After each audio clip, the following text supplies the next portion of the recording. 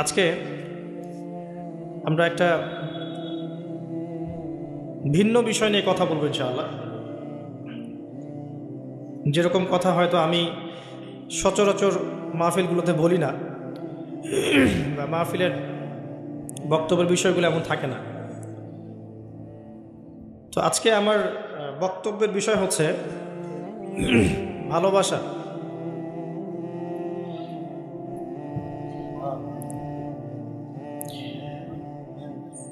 সাধারণত আপনারা আমাকে চেনেন জিওপলিটিক্স নিয়ে কথা বলতে, আখিরুজ্জামান নিয়ে কথা বলতে,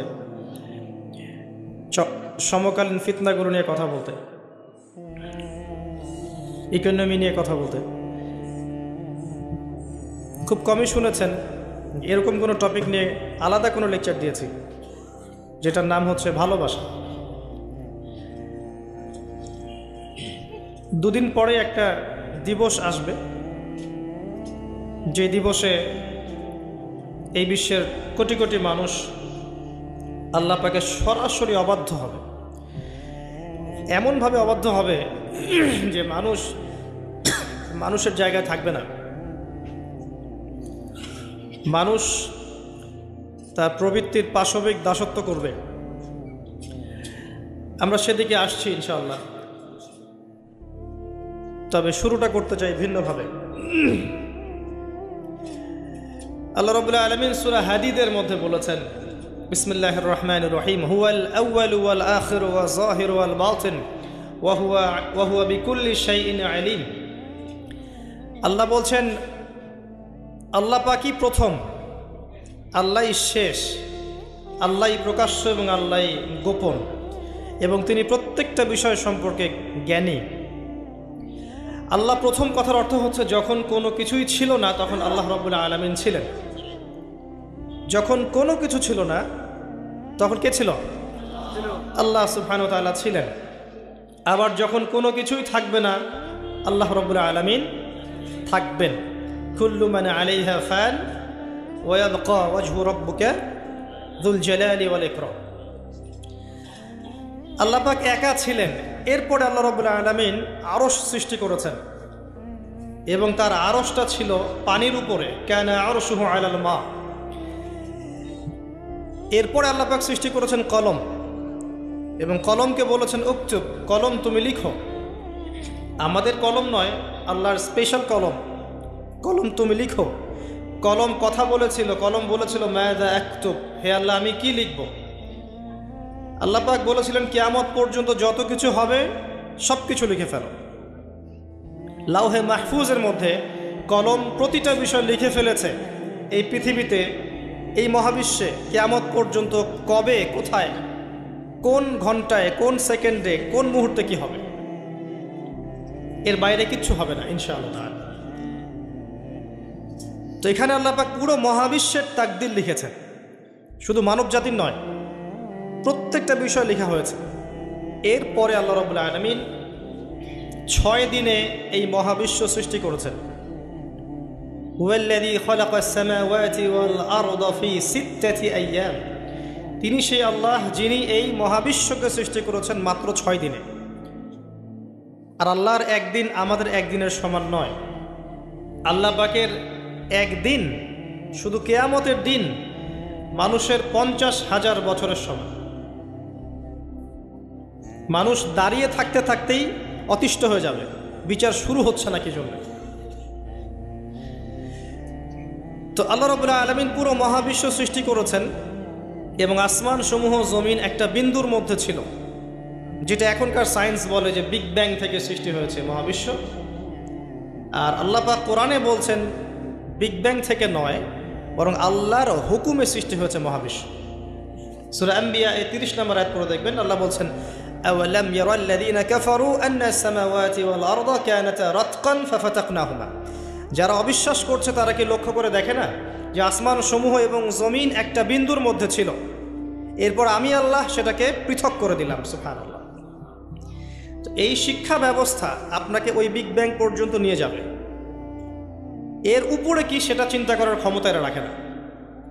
আর তাদের চিন্তা যেখানে শেষ, আল্লাহ পাকের চিন্তা সেখান থেকে শুরু। আল্লাহু আকবার। আল্লাহ পাক বলছেন বিগ ব্যাং এমনি এমনি হয়নি, আমার হুকুমে হয়েছে, আমি এটাকে পৃথক করে দিয়েছি। সুবহানাল্লাহ। আল্লাহ পাক কি জন্য সৃষ্টি করলেন এই মহাবিশ্ব? এটা একটা ভালো প্রশ্ন। নিছক খেলার ছলে সৃষ্টি করেছেন? আল্লাহ পাক কি জন্য সৃষ্টি করতে গেলেন এই মহাবিশ্ব? উত্তর হচ্ছে ভালোবাসা। আল্লাহ পাক তার সৃষ্টিকে ভালোবাসেন। আল্লাহ রাব্বুল আলামিন তার মাখলুকদেরকে ভালোবাসেন এবং তিনি চেয়েছেন যেন আমরাও তাকে ভালোবাসি। আল্লাহ রাব্বুল আলামিন চেয়েছেন যে আমরাও যেন তাকে ভালোবাসি। আল্লাহ রাব্বুল আলামিন এর কাছে 100 রহমত বা ভালোবাসা এবং দয়া আছে, যার মধ্যে 1 মাত্র 1 তিনি পুরো মহাবিশ্বে ছড়িয়ে দিয়েছেন। সমস্ত সৃষ্টির মধ্যে এই 1 ভালোবাসা বিরাজ করছে। এই 1 মধ্যে আছে বাবা মায়ের প্রতি ভালোবাসা, স্ত্রী সন্তানের প্রতি ভালোবাসা, আমাদের বাচ্চা কাচ্চাদের প্রতি ভালোবাসা, আত্মীয়তার হক, প্রতিবেশীর হক, দেশকে ভালোবাসা, আবেগ অনুভূতি সব এই 1 মধ্যে আছে। এই পুরো মহাবিশ্বে যত মহব্বত আছে এটা 1% মাত্র। আর এই 1 ভালোবাসার জন্য আমরা কি করছি সেটা আমরাই বুঝতে পারছি। আর বাকি যে 99 রহমত, দয়া, ভালোবাসা, এটার কথা আল্লাহ পাক বলেছেন, এটা দিয়ে আল্লাহ পাক কিয়ামতের দিন তার বান্দাদের প্রতি রহম করবেন ইনশাআল্লাহ। তা আশা করা যায় যে ইনশাআল্লাহ আমরা যদি তাওহীদের উপর থাকি, কবিরা গুনাহ না করি, গুনাহ হয়ে গেলেই তওবা করে ফিরে আসি, অন্যের ক্ষতি না করি, সুন্নতে থাকার চেষ্টা করি, হালাল খাই, আশা করা যায় ইনশাআল্লাহ আমরা জান্নাতে যাব ইনশাআল্লাহ। এটা এত কঠিন কিছু হবে না ইনশাআল্লাহ তাআলা। শর্ত হচ্ছে তাওহীদ, আল্লাহ পাকের একত্ববাদ, হালাল রিজিক, তার নবীর সুন্নত এবং দিনটাকে পরিপূর্ণরূপে গ্রহণ করা। আমল করতে পারেন না পারেন, আকীদা বিশ্বাস রাখা, ইসলাম একটা পরিপূর্ণ জীবন ব্যবস্থা, এর মধ্যেই প্রত্যেকটা বিষয়ের সমাধান আছে। হয়তো আপনি আমল করতে পারবেন না, কিন্তু আকীদা আছে। আশা করা যায় ইনশাআল্লাহ আল্লাহ পাক সগীরা গুনাহগুলো আমাদের মাফ করে দেবেন ইনশাআল্লাহ। 99 রহমত। কয়েকটা এক্সাম্পল দিচ্ছি আমি। একজন ব্যক্তি ছিলেন বনু ইসরাইলের মধ্যে, সেই ব্যক্তি 99টা খুন করেছিল, 99টা মার্ডার করার পরে সে চিন্তা করেছে তওবা করবে। তার তওবা আছে কি না এটা জিজ্ঞেস করার জন্যে তিনি অনেক মানুষের কাছে ঘুরেছেন। তাকে সবাই নেগেটিভ উত্তর দিয়েছে। এক পর্যায়ে গিয়ে সে একজন আবেদকে জিজ্ঞাসা করেছে, আবেদকে যে বেশি বেশি ইবাদত করে। আবেদ কিন্তু সেই ব্যক্তি নয় যে আলেম, কথা বুঝতে পারছেন? আলেম তার কাছে জ্ঞান থাকে এবং জ্ঞান অনুযায়ী সে আমল করে, আর আবেদের কাছে খুব একটা বেশি জ্ঞান থাকে না, কিন্তু সে ইবাদত করে। এই আবেদকে সে জিজ্ঞাসা করেছিল আমার কি তওবা হবে? সে আবেদ বলেছিল যে তুমি 99টা খুন করেছো, তোমার কিসের তওবা? তো সে ব্যক্তি এই আবেদকেও খুন করে 100টা মার্ডার পূর্ণ করেছিল। এরপরে তার মধ্যে আবার তওবার চেতনা আসে, তাকে জানানো হয় অমুক জায়গায় একজন আলেম আছেন, তার কাছে গিয়ে প্রশ্ন করো, তিনি উত্তর দিবে। সে আলেম তাকে জানালো যে হ্যাঁ, তোমার তওবা করার সুযোগ আছে, তুমি খালেস অন্তরে আল্লাহর কাছে তওবা করতে পারো, আল্লাহ চাইলে তোমাকে মাফ করতে পারে। এবার সে তওবা করলো, করার পরে কি করতে হবে পরামর্শ চাইল। আলেম তাকে বলল তুমি এই এলাকা থেকে চলে যাও, অনেক দূরে হিজরত করো, যেখানে যাতে করে আগের হিস্ট্রির সাথে তোমার কোনো সম্পর্ক না থাকে, আগের জীবনের সাথে তোমার সম্পর্ক না থাকে, নতুন জীবন গঠন করো। সে যেতে যেতে রাস্তায় মারা গেল এবং আল্লাহ রাব্বুল আলামিন জান্নাতের ফেরেশতা এবং আযাবের ফেরেশতা দুজনকেই পাঠালেন। এই দুজন ফেরেশতা তারা তার আত্মাকে নিয়ে ঝগড়ায় লিপ্ত হলো, কে তার রূহটা কবজ করবে, কে তার রূহটা নিয়ে যাবে। আর আপনারা জানেন যদি রূহটা নিয়ে যায় আযাবের ফেরেশতা, তার মানে কি? তার ফয়সালা কি? জাহান্নাম। জান্নাতের ফেরেশতা নিয়ে গেলে ফয়সালা জান্নাত ইনশাআল্লাহ। তো আল্লাহ রাব্বুল আলামিন এখানে একটা কৌশল করলেন। আল্লাহ পাক রাস্তাটাকে লম্বা করে দিলেন। সে তওবার জন্য যতটুকু এসেছিল এই রাস্তাটাকে আল্লাহ পাক লম্বা করে দিলেন, ওই রাস্তার চেয়ে যে রাস্তার থেকে সে যাচ্ছিল। আল্লাহ পাক কৌশল করে তাকে মাফ করে দিলেন। আল্লাহ পাক ফেরেশতাদেরকে বললেন, রাস্তাটা পরিমাপ করে দেখো, কোন রাস্তার পরিমাপটা বেশি, সে যেখানে যাচ্ছিল সেটা না তওবার রাস্তা। তো তওবার রাস্তা লম্বা বেশি দেখালো, এতে করে আল্লাহ পাক তাকে মাফ করে দিলেন। আলহামদুলিল্লাহ, আল্লাহ পাকের দয়া। একজন মহিলা ব্যভিচারিণী, ব্যভিচার বোঝেন তো? আমি আবার আপনাদের ভাষা খুব একটা বুঝতে পারছি না। তো জিনা, জিনা তো বোঝেন, হারাম সম্পর্ক, কাছে আসার গল্প শুনেছেন? কাছে আসার গল্প কার কাছে? একজন গায়রে মাহরাম পুরুষ একজন গায়রে মাহরাম মেয়ের কাছে যাবে, এই হলো গল্প। জিনা, ব্যভিচার। একজন ব্যভিচারিণী মহিলা একবার এক কুকুরকে পানি পান করিয়েছিল। কুকুরটা অনেক তৃষ্ণার্ত ছিল, সে তার মোজা খুলে কুয়ার ভিতরে নিয়ে সেখান থেকে পানি তুলে কুকুরকে পান করিয়েছে। এই আমলটার কারণে আল্লাহ পাক এই ব্যভিচারী মহিলাকে মাফ করে দিয়েছে। আরেকজন ব্যক্তি, তিনিও বানু ইসরাইলের। বানু ইসরাইল কারা ছিলেন তো? কারা? রোহিঙ্গারা? কারা? বানু ইসরাইল কারা? কার সন্তানদেরকে বানু ইসরাইল বলা হয় বলেন? শুধু ওয়াজ শুনলে হবে না তো, কিছু শিখতে হবে তো।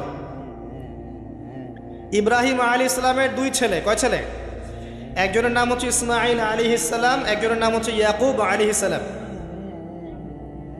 সরি ইসহাক আলাইহিস সালাম। ঠিক বলেছেন, মাঝে মাঝে এভাবে বলতে হয় যাতে আপনি সঠিক বলছেন না ভুল বলছেন বোঝা যায়। একজনের নাম কি? ইসমাঈল, আরেকজনের নাম ইসহাক। ইসহাক আলাইহিস সালামের ছেলের নাম হচ্ছে ইয়াকুব আলাইহিস সালাম। কথা বুঝতে পারছেন? আর ইয়াকুব আলাইহিস সালামের বংশধরদেরকে বলা হয় বানু ইসরাইল। এবার মনে থাকবে ইনশাআল্লাহ। তো এই বানু ইসরাইলদের মধ্যেই বেশিরভাগ নবী এসেছেন। ইউসুফ, দাউদ, সুলাইমান, মুসা, ঈসা সব বানু ইসরাইলের মধ্যেই। শত শত নবী সব বানু ইসরাইলের মধ্যেই। আর ইসমাঈল আলাইহিস সালামের বংশে এসেছেন সর্বশেষ একজন নবী, তার নাম মুহাম্মদুর রাসূলুল্লাহ সাল্লাল্লাহু আলাইহি ওয়াসাল্লাম। তো বানু ইসরাইলের আরেকজন ব্যক্তি, সে প্রচণ্ড পাপ করেছিল সারা জীবনে। মৃত্যুর আগে সে তার সন্তানদেরকে বলেছে যে আমি যখন মারা যাব আমার দেহটাকে আগুনে পুড়িয়ে ফেলবে, পুড়িয়ে অর্ধেক ছাই সমুদ্রে ভাসিয়ে দিবে আর অর্ধেক ছাই বাতাসে উড়িয়ে দিবে। আমি যত পাপ করেছি আল্লাহ পাক যদি আমাকে ধরতে পারেন তাহলে আমার আর রক্ষা নেই। মানে তার ধারণা যে আল্লাহ তাকে ধরতে পারবে না, এটা ওর ধারণা। আকিদা, আকিদা কুফরি না? কুফরি বোঝেন না? যে বিশ্বাস করে যে আল্লাহ তাকে আবার পুনরুত্থিত করতে পারবেন না, এই আকিদা কি ইমান আকিদা না কুফরি? আকিদা কুফরি। কুফরি আকিদা নিয়ে সে তার সন্তানদেরকে ওসিয়ত করছে। তার মৃত্যুর পর সন্তানরা তাই করল। করার পরে আল্লাহ রাব্বুল আলামিন সাগরকে আদেশ করলেন ছাইগুলোকে জমা করে দাও, এবং বাতাসকে আদেশ করলেন ছাইগুলোকে জমা করে দাও। হাদিস কিন্তু সহিহ। প্রকৃতি আল্লাহর কথা শোনে না? প্রকৃতি আল্লাহর কথা শোনে না? এই বিশাল সাগর আপনাদের আল্লাহর আদেশেই আপনার পা ধুয়ে দিচ্ছে। আপনি সামনে গিয়ে দাঁড়ান, আল্লাহর হুকুমে এই বিশাল শক্তিশালী সাগর আপনার পা ধুয়ে দিবে না? কিন্তু আল্লাহ যখন ওকে আদেশ করবেন যে আমার বান্দারা সবাই ইয়াবা খায়, আমার বান্দারা সব মাদক খায়, আমার বান্দারা সব জেনা করে, আমার বান্দা বান্দিরা এখানে পতিতাবৃত্তিতে লিপ্ত হয়েছে, জেনায় লিপ্ত হয়েছে, আমার বান্দা বান্দিরা এখানে নগ্ন হয়ে ঘুরছে, নামাজ কালাম পড়ছে না, তুমি এদের সবাইকে ভাসিয়ে দাও। সাগর ওই দিন আপনাকে ভাসিয়ে দিবে। সাগর তার কথা শুনবে? শুনবে না? প্রকৃতি আল্লাহর কথা শোনে। তো এই প্রকৃতি জড়ো করে দিল ছাইগুলো। জড়ো করে দেওয়ার পরে আল্লাহ পাক ওই ব্যক্তিকে আবার জীবিত করে বললেন যে তুমি এই কাজটা কেন করেছিলে? কোন কাজ? মৃত্যুর পরে ছাই বানিয়ে উড়িয়ে দেওয়ার কাজটা কেন করেছিলে? তখন সেই ব্যক্তি বলছে মিন খাশিয়াতিকা ইয়া রাব্বি, হে আল্লাহ আমি আপনার ভয়ে এই কাজটা করেছিলাম। আল্লাহ পাককে সে আরও একটা সেন্টেন্স বলেছে। আল্লাহ পাক ওটা হাদিসের মধ্যে নিয়ে এসেছেন। তিনি বলেছেন আমি আপনার ভয়ে করেছি কি করি নাই, হে আল্লাহ আপনি তো সেটা ভালো করেই জানেন। কথা বুঝতে পারছেন? তো আল্লাহ পাক বললেন ঠিক আছে আমি তোমাকে মাফ করে দিলাম। এখানে কিন্তু পাপ করার অ্যাক্সেস দেওয়া হচ্ছে না, আপনাকে পাপ করতে উৎসাহিত করা হচ্ছে না। আল্লাহ পাকের দয়া রহমত আমি বুঝাতে গিয়ে এই কয়েকটা হাদিস আপনাকে বললাম যে 100 ভাগ দয়া আল্লাহর কাছে আছে, 1 ভাগ তিনি ছড়িয়ে দিয়েছেন আমাদের সবার মধ্যে। কত মহব্বত করি আমরা আমাদের সন্তানকে, তাই না? স্ত্রীদেরকে, আমাদের মাদেরকে, আমাদের বাবাদেরকে, আমাদের দেশকে, আমাদের সমাজকে, আত্মীয়দেরকে, প্রতিবেশীদেরকে মহব্বত করি না, ভালোবাসি না? এই ভালোবাসা 1 ভাগ ভালোবাসার অংশ, বাকি সমস্ত ভালোবাসা আল্লাহর কাছে। এবার আসেন, আল্লাহ পাক এই সমস্ত সৃষ্টির মধ্যে সবচেয়ে বেশি ভালোবাসেন মানুষকে। কাকে? কথাটার তো প্রমাণ লাগবে, লাগবে না? প্রমাণটা দিচ্ছি। এই মহাবিশ্ব সৃষ্টি করার পর আল্লাহ পাক অনেক মাখলুক সৃষ্টি করেছেন। কিছু কিছু নাম আল্লাহ পাক আমাদেরকে জানিয়েছেন, এমন অনেক মাখলুক আল্লাহর ছিল বা আছে আমরা সেটা জানি না। আমরা জানি জিনদের কথা, তাই না? আমরা জানি ফেরেশতাদের কথা, তাই না? এই মহাবিশ্বে ফেরেশতারা আছে না? আমাদের এই পৃথিবীতে জিন জাতি আছে না? আছে। আর লক্ষ কোটি প্রজাতির মাখলুক তো আছেই। এই সমস্ত মাখলুকের মধ্যে আল্লাহ পাক মানুষকে সবচেয়ে বেশি ভালোবাসেন, কারণ আল্লাহ পাকের সবচেয়ে শ্রেষ্ঠ একটা সৃষ্টি আছে জান্নাত। কি নাম? জান্নাত। এর চেয়ে বড় কোনো নিয়ামত আছে? এই জান্নাত কাদের জন্যে? মানুষের জন্যে। যাকে আপনি সবচেয়ে বেশি ভালোবাসবেন তার জন্য স্পেশাল একটা গিফট দিতে মন চায় না? চায় না? মনে করেন আপনি আপনার মাকে ভালোবাসেন, মন চায় না মাকে একটা সুন্দর বোরখা কিনে দেই, মায়ের থাকার জন্য একটা সুন্দর বাসা করে দেই, মায়ের টয়লেট করতে অসুবিধা না হয় টয়লেট সুন্দর করে দেই, মন চায় না? মন চায়। তো আল্লাহ পাক মানুষকে এত ভালোবাসেন যে মানুষের জন্য আল্লাহ পাক জান্নাত সৃষ্টি করেছেন। মানুষ আল্লাহ পাক কিন্তু মহাবিশ্ব সৃষ্টি করার পরপরই সৃষ্টি করেন নাই। সূরা দাহার পরে দেখবেন আল্লাহ পাক বলেছেন 1 নম্বর আয়াতে, হাল আতা আলাল ইনসান হিনুম মিনাদ দাহর লাম ইয়াকুন শাইআন মাযকুরা। মানুষের উপর এমন একটা সময় চলে গেছে যখন মানুষ কোনো আলোচ্য বিষয় ছিল না। মানে মহাবিশ্বে মানুষকে সৃষ্টি করা হবে এরকম কোনো আলোচ্য বিষয় ছিল না, অনেক পরে আমরা সৃষ্টি হয়েছি। আর এখন পৃথিবীতে মানুষের আচরণ দেখলে মনে হয় যে মানুষই সব, তাই না? সব মানুষের, জমি, বাড়ি গাড়ি, অট্টালিকা, টাকা পয়সা, সম্পত্তি, ক্ষমতা, এই বিশ্বের রাজনীতি, বিশ্বের অর্থনীতি, বিশ্বের সমরনীতি সব আমাদের, তাই মনে হয় না? এখন মানুষের ভাব দেখলে মনে হয় যে মানুষ পৃথিবী ধ্বংস হওয়ার পরে মঙ্গলে গিয়ে থাকবে, মঙ্গল ধ্বংস হওয়ার পরে শনিতে গিয়ে থাকবে, তারপর অন্য গ্রহে, তারপর অন্য গ্রহে। এখন মানুষ বলে যে শুক্র গ্রহ আমার, মানুষ বলেছে শুক্র গ্রহ আমার। কয়দিন আগে একটা দেশ দাবি করেছে শুক্র গ্রহটা আমাদের, আরেকটা দেশ তার বিপক্ষে দাবি করেছে না ওইটা আমাদের। তো মানুষের আচরণ এখন এমন। মানুষ যে পৃথিবীতে বাস করছে এই পৃথিবী তো মানুষের না, তা মানুষের। মানুষ এসেছে এখানে কোত্থেকে? জান্নাত থেকে, আসে নাই? আমরা কি পৃথিবীর বাসিন্দা ছিলাম? আমরা জান্নাতে ছিলাম। আমাদের পিতামাতা কোথায় ছিলেন? জান্নাতে। আর আমাদের আত্মাগুলো কোথায় ছিল? রুহের জগতে। এই পৃথিবীতে তো আমি এসেছি অনেক পরে, আর এখন মনে হয় সব কিছুর মালিক আমি একাই। এটা ফেরাউনি আচরণ। কিরকম আচরণ? ফেরাউনি আচরণ। আনা রব্বুকুমুল আলা, আমি তোমাদের মহান রব। মানুষের ভাবসাব দেখলে এখন এরকম মনে হয়। আল্লাহর বিধানের 5 পয়সা পরোয়া করবে না। দেখাবো আপনাকে, কানের মধ্যে দিনে 5 বার আসছে হাইয়া আলা সালাহ, হাইয়া আলা সালাহ, নামাজ পড়বে না, একটু মূল্যায়ন করলো না আল্লাহ পাকের হুকুমের।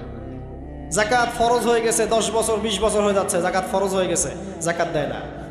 মানুষ পরোয়া করে আল্লাহর? আল্লাহ বলছেন জেনার ধারের কাছেও যেও না, ও বলবে না এটা কাছে আসার গল্প। মানুষ, আল্লাহ বলবেন সুদ খেও না, ইত্তাকুল্লাহ ওয়া যারু মা বাকিয়া মিনার রিবা, সুদের অবশিষ্ট অংশ সব ছেড়ে দাও। ওয়া ইল্লাম তাফআলু, যদি না ছাড়ো, ফাযানু বিহারবিন মিনাল্লাহি ওয়া রাসূলিহি, আল্লাহ এবং তার রাসূলের সাথে যুদ্ধের ঘোষণা শুনে রাখো। মানুষ বলবে সুদেই অগ্রগতি, সুদেই প্রগতি। এটাই চলছে। মানুষ বলবে যে আল্লাহ বলছেন ওয়ামান লাম ইয়াহকুম বিমা আনজালাল্লাহ ফাউলাইকা হুমুল কাফিরুন, আর এক আয়াতে আছে ফাসিকুন, আর এক আয়াতে আছে জালিমুন। মানুষ বলবে না আমি যেটা লস দিব সেটাই লস, এর বাইরে কিছু নাই। তা আমরা সত্যি আল্লাহকে পরোয়া করি? সত্যিকার অর্থে আদতে আমরা আল্লাহকে খুব একটা পরোয়া করছি না। আল্লাহকে পরোয়া করার অর্থ হচ্ছে আল্লাহর হুকুম আহকাম মেনে চলা। যদি আমি আল্লাহর হুকুম আহকামগুলো মেনে চলি তবেই প্রমাণ হবে হ্যাঁ আমি আল্লাহকে পরোয়া করছি। আসেন, মানুষকে আল্লাহ পাক সৃষ্টি করেছেন অনেক পরে। সৃষ্টি করার ঘটনাটা আল্লাহ পাক সূরা সদের মধ্যে একটু সুন্দর করে বলেছেন, মানে অন্য অন্য ঘটনার চাইতে আরও বেশি সুন্দর করে। তা আমার মত প্রতিটাই সুন্দর, এটা আমার কাছে বেশি ভালো লাগে। কারণ এখানে আল্লাহ আরেকটা শব্দ বলেছেন যেটা অন্য জায়গায় বলেন নাই। অনেক জায়গায় কোরআনে আছে মানুষকে কিভাবে সৃষ্টি করা হয়েছে, কিন্তু এই সূরার মধ্যে, সূরা সদের মধ্যে একটু ব্যতিক্রম আছে, আরেকটু ভালোবাসা। আল্লাহ পাক বলছেন যে ইয়া ইবলিস, হে ইবলিস, মা মানাআকা আন তাসজুদ লিমা খালাকতু বিয়াদাই, হে ইবলিস তোমাকে কিসে বারণ করলো তাকে সিজদা করতে যাকে আমি আমার হাত দিয়ে সৃষ্টি করেছি? কথা বোঝেন না আমার? হে ইবলিস কিসে তোমাকে বারণ করলো, কিসে তোমাকে নিষেধ করলো?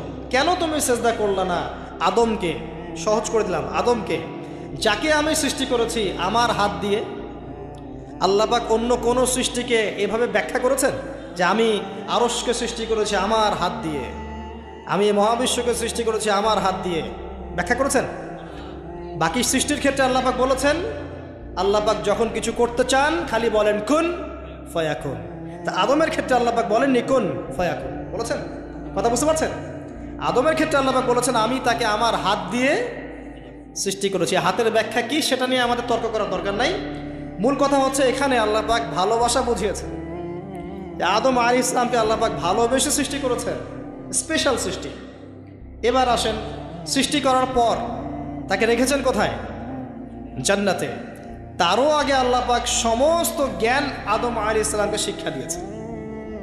সুবহানাল্লাহ পড়বেন না? মানুষ সম্মানিত কি কারণে? শারীরিক গঠনের কারণে? জ্ঞানের কারণে। আপনি যাকে ভালোবাসেন বেশি তাকে আপনি সব শেখাতে চাইবেন না? তাকে আপনি সব দিতে চাইবেন না? যে আমার সব তোমার জন্য, আমি তোমাকে ভালোবাসি, বলেন না? বলেন, কারে কারে বলছেন জীবনে? আলহামদুলিল্লাহ, আলহামদুলিল্লাহ, শুকরিয়া। এই কথাটা আল্লাহ পাক সূরা বাকারায় বলেছেন যে ওয়াল্লামা আদামাল আসমাআ কুল্লাহা, আমি আদমকে সমস্ত বিষয়ের নাম শিক্ষা দিয়েছি। সুবহানাল্লাহ। এমন শিক্ষা দিয়েছেন যে শিক্ষা আল্লাহ পাক ফেরেশতাদেরকেও দেননি। কারণ তিনি আদম আলাইহিস সালামকে উপস্থাপন করলেন এবং বললেন যে আম্বিউহুম বিআসমাইহিম, এই নামগুলো তুমি বলে দাও। ফেরেশতারা কিন্তু বলতে পারলো না। আদম আলাইহিস সালাম বললেন ফালাম্মা আম্বাআহুম বিআসমাইহিম ক্বালা আলাম আকুল লাকুম ইন্নী আ'লামু গায়বাস সামাওয়াতি ওয়াল আরদ। আল্লাহ পাক প্রথমে ফেরেশতাদেরকে বললেন নামগুলো বলে দাও। ফেরেশতারা বলল লা ইলমা লানা ইল্লা মা আল্লামতানা, আপনি যতটুকু শিখিয়েছেন এর বাইরে আমরা জানি না। কিন্তু আদমকে বললেন আলাইহিস সালাম তুমি নামগুলো বলে দাও, তিনি সমস্ত নাম বলে দিলেন। সুবহানাল্লাহ। এবার আল্লাহ পাক বললেন আমি কি তোমাদেরকে বলি নাই যে আমি যা জানি তোমরা তা জানো না? কারণ ফেরেশতারা কি বলেছিল আগে? আতাজআলু ফিহা মান ইউফসিদু ফিহা ওয়া ইয়াসফিকু দিমা, আপনি কি এমন কোন সৃষ্টি পৃথিবীতে পাঠাতে চাচ্ছেন খলিফা করে যে পৃথিবীতে ফাসাদ সৃষ্টি করবে আর রক্তপাত ঘটাবে? ফেরেশতারা নেগেটিভ কথা বলেছিল। আল্লাহ পাক সেই ফেরেশতাদের সামনেই আদম আলাইহিস সালামকে সম্মানিত করলেন জ্ঞানের মাধ্যমে। কিসের মাধ্যমে? ফেরেশতারা যে কথাটা বলেছিলেন সেটা কিন্তু বাস্তব। পৃথিবীতে এখন কিন্তু মানুষ এই দুইটা কাজই করছে। বেশিরভাগ মানুষ কি করছে? হয় রক্তপাত ঘটাচ্ছে, না হলে ফিতনা ফাসাদ সৃষ্টি করছে। বুঝতে হলে আপনি দুই চোখ দিয়ে বিশ্বটাকে দেখেন। বিশ্বের প্রতিটা সেক্টর এখন ফাসাদ দিয়ে ভর্তি। প্রতিটা সেক্টর এমন একটা লেভেলে চলে আসছে ফাসাদ যে একটা নিউক্লিয়ার ওয়েপেন্স, একটা পারমাণবিক বোমা যদি ফাটে পৃথিবীতে, পৃথিবীর রূপরেখা চেঞ্জ হয়ে যাবে। আর এই বোমা নিশ্চয়ই জিন জাতি তৈরি করে নাই। কে তৈরি করছে? মানুষ। এর মধ্য দিয়ে কি মানবতার কল্যাণ হবে যদি একটাও ফাটে কখনো? 47-এর দিকে ফেটেছিল না দুইটা? কোথায় কোথায়? জাপানে, হিরোশিমায়, আর কোথায়? বোমাগুলোর নাম বলতে পারবেন? হ্যাঁ, মাশাআল্লাহ মাশাআল্লাহ, লিটল বয় আর ফ্যাটম্যান। এখন পর্যন্ত জাপানের নাগরিক যারা আছেন, এর যে বিষক্রিয়া, এর দ্বারা ইফেক্টেড তারা, এখন বংশ পরম্পরায় এটা চলছে। আর এখন যে পারমাণবিক অস্ত্রগুলো আছে, এগুলো শক্তি তখনকার চাইতে 1000 গুণ বেশি শক্তিশালী।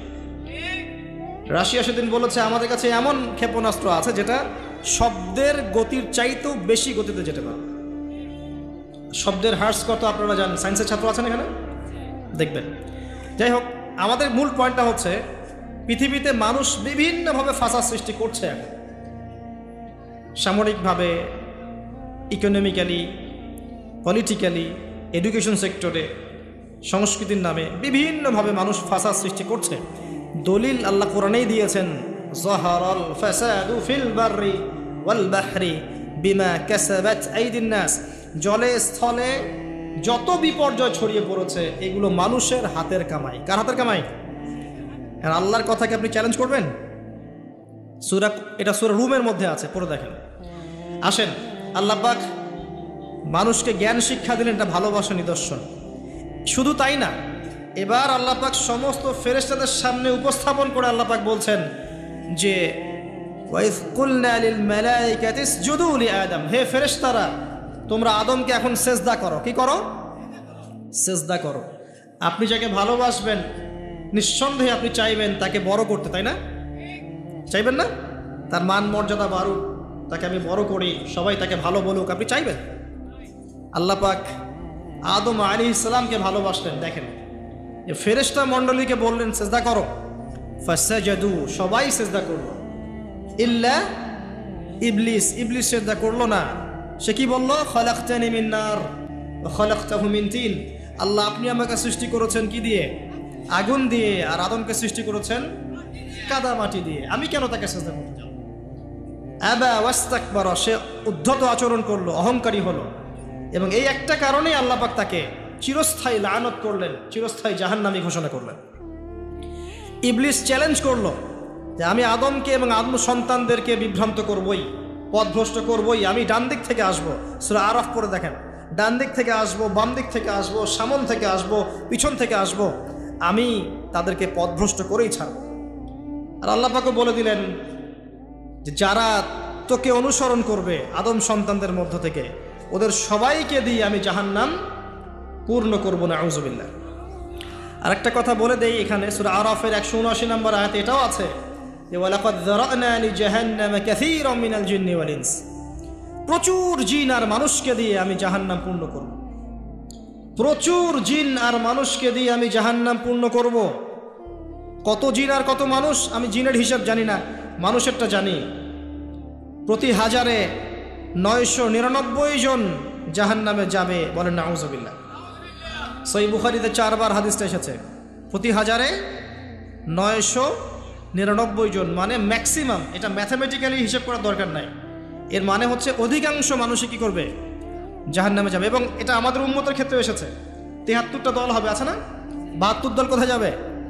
জাহান্নামে। এটা বোঝানো হচ্ছে বেশিরভাগ মানুষই কোথায় যাবে? জাহান্নামে। অপরাধ কি ছিল? অপরাধটা বলা আছে এই আয়াতে। 1 নাম্বার, লাহুম কুলুবুন লা ইয়াফকাহুনা বিহা, অপরাধ ছিল যে আল্লাহ পাক হৃদয় দিয়েছিলেন, উপলব্ধি করে নাই। কলব দিয়েছিলাম, উপলব্ধি করেনি, জাহান্নামে যাওয়ার কারণ। ওয়ালাহুম আযানুন লা ইয়াসমাউনা বিহা, কান দিয়েছিলাম, শুনেনি। ওয়ালাহুম আ'য়ুনুন লা ইউবসিরুনা বিহা, দু চোখ দিয়েছিলাম, দেখেনি। হৃদয় দিয়েছি, উপলব্ধি করে নাই, 1 নাম্বার কারণ। কান দিয়েছি, শোনে নাই। চোখ দিয়েছি, দেখে নাই। উলাইকা কাল আনআম, এরা হচ্ছে গবাদি পশুর মতো। এটা আল্লাহর কথা, আমার প্রতি রাগ করবেন না। আল্লাহ বলেছেন তারা হচ্ছে গবাদি পশুর মতো। দে আর জাস্ট লাইক ক্যাটলস, বাল হুম আদল, বরং এর চাইতেও এরা নিকৃষ্ট এবং জঘন্য। ওয়া উলাইকা হুমুল গাফিলুন, এরা হচ্ছে গাফেল সম্প্রদায়। আল্লাহর আয়াতগুলো আমাদের কলিজে আঘাত লাগে না? না, এখন আমাদের কলবগুলো অনেক শক্ত হয়ে গেছে, মাশাআল্লাহ। সুম্মা কাসাত কুলুবুহুম, একটা আয়াত আছে না সূরা বাকারার মধ্যে, ফাহিয়া কাল হিজারাতি আও আশাদ্দু কাসওয়া, পাথরের মতো শক্ত হয়ে গেছে, বরং তার চেয়েও বেশি শক্ত হয়ে গেছে। দেখবেন আল্লাহর আয়াতগুলো যখন আপনার কলিজা আঘাত করবে না, শক্ত হয়ে যাবে, বুঝবেন আপনার কলবে দুইটা জিনিসের অভাব আছে। একটা হচ্ছে আপনার কলব নিয়মিত পরকালকে স্মরণ করে না, নিয়মিত আপনার কলব মৌতকে স্মরণ করে না। 2 নাম্বার হচ্ছে আপনার কলবে কোরআনের তেলাওয়াত পৌঁছাচ্ছে না।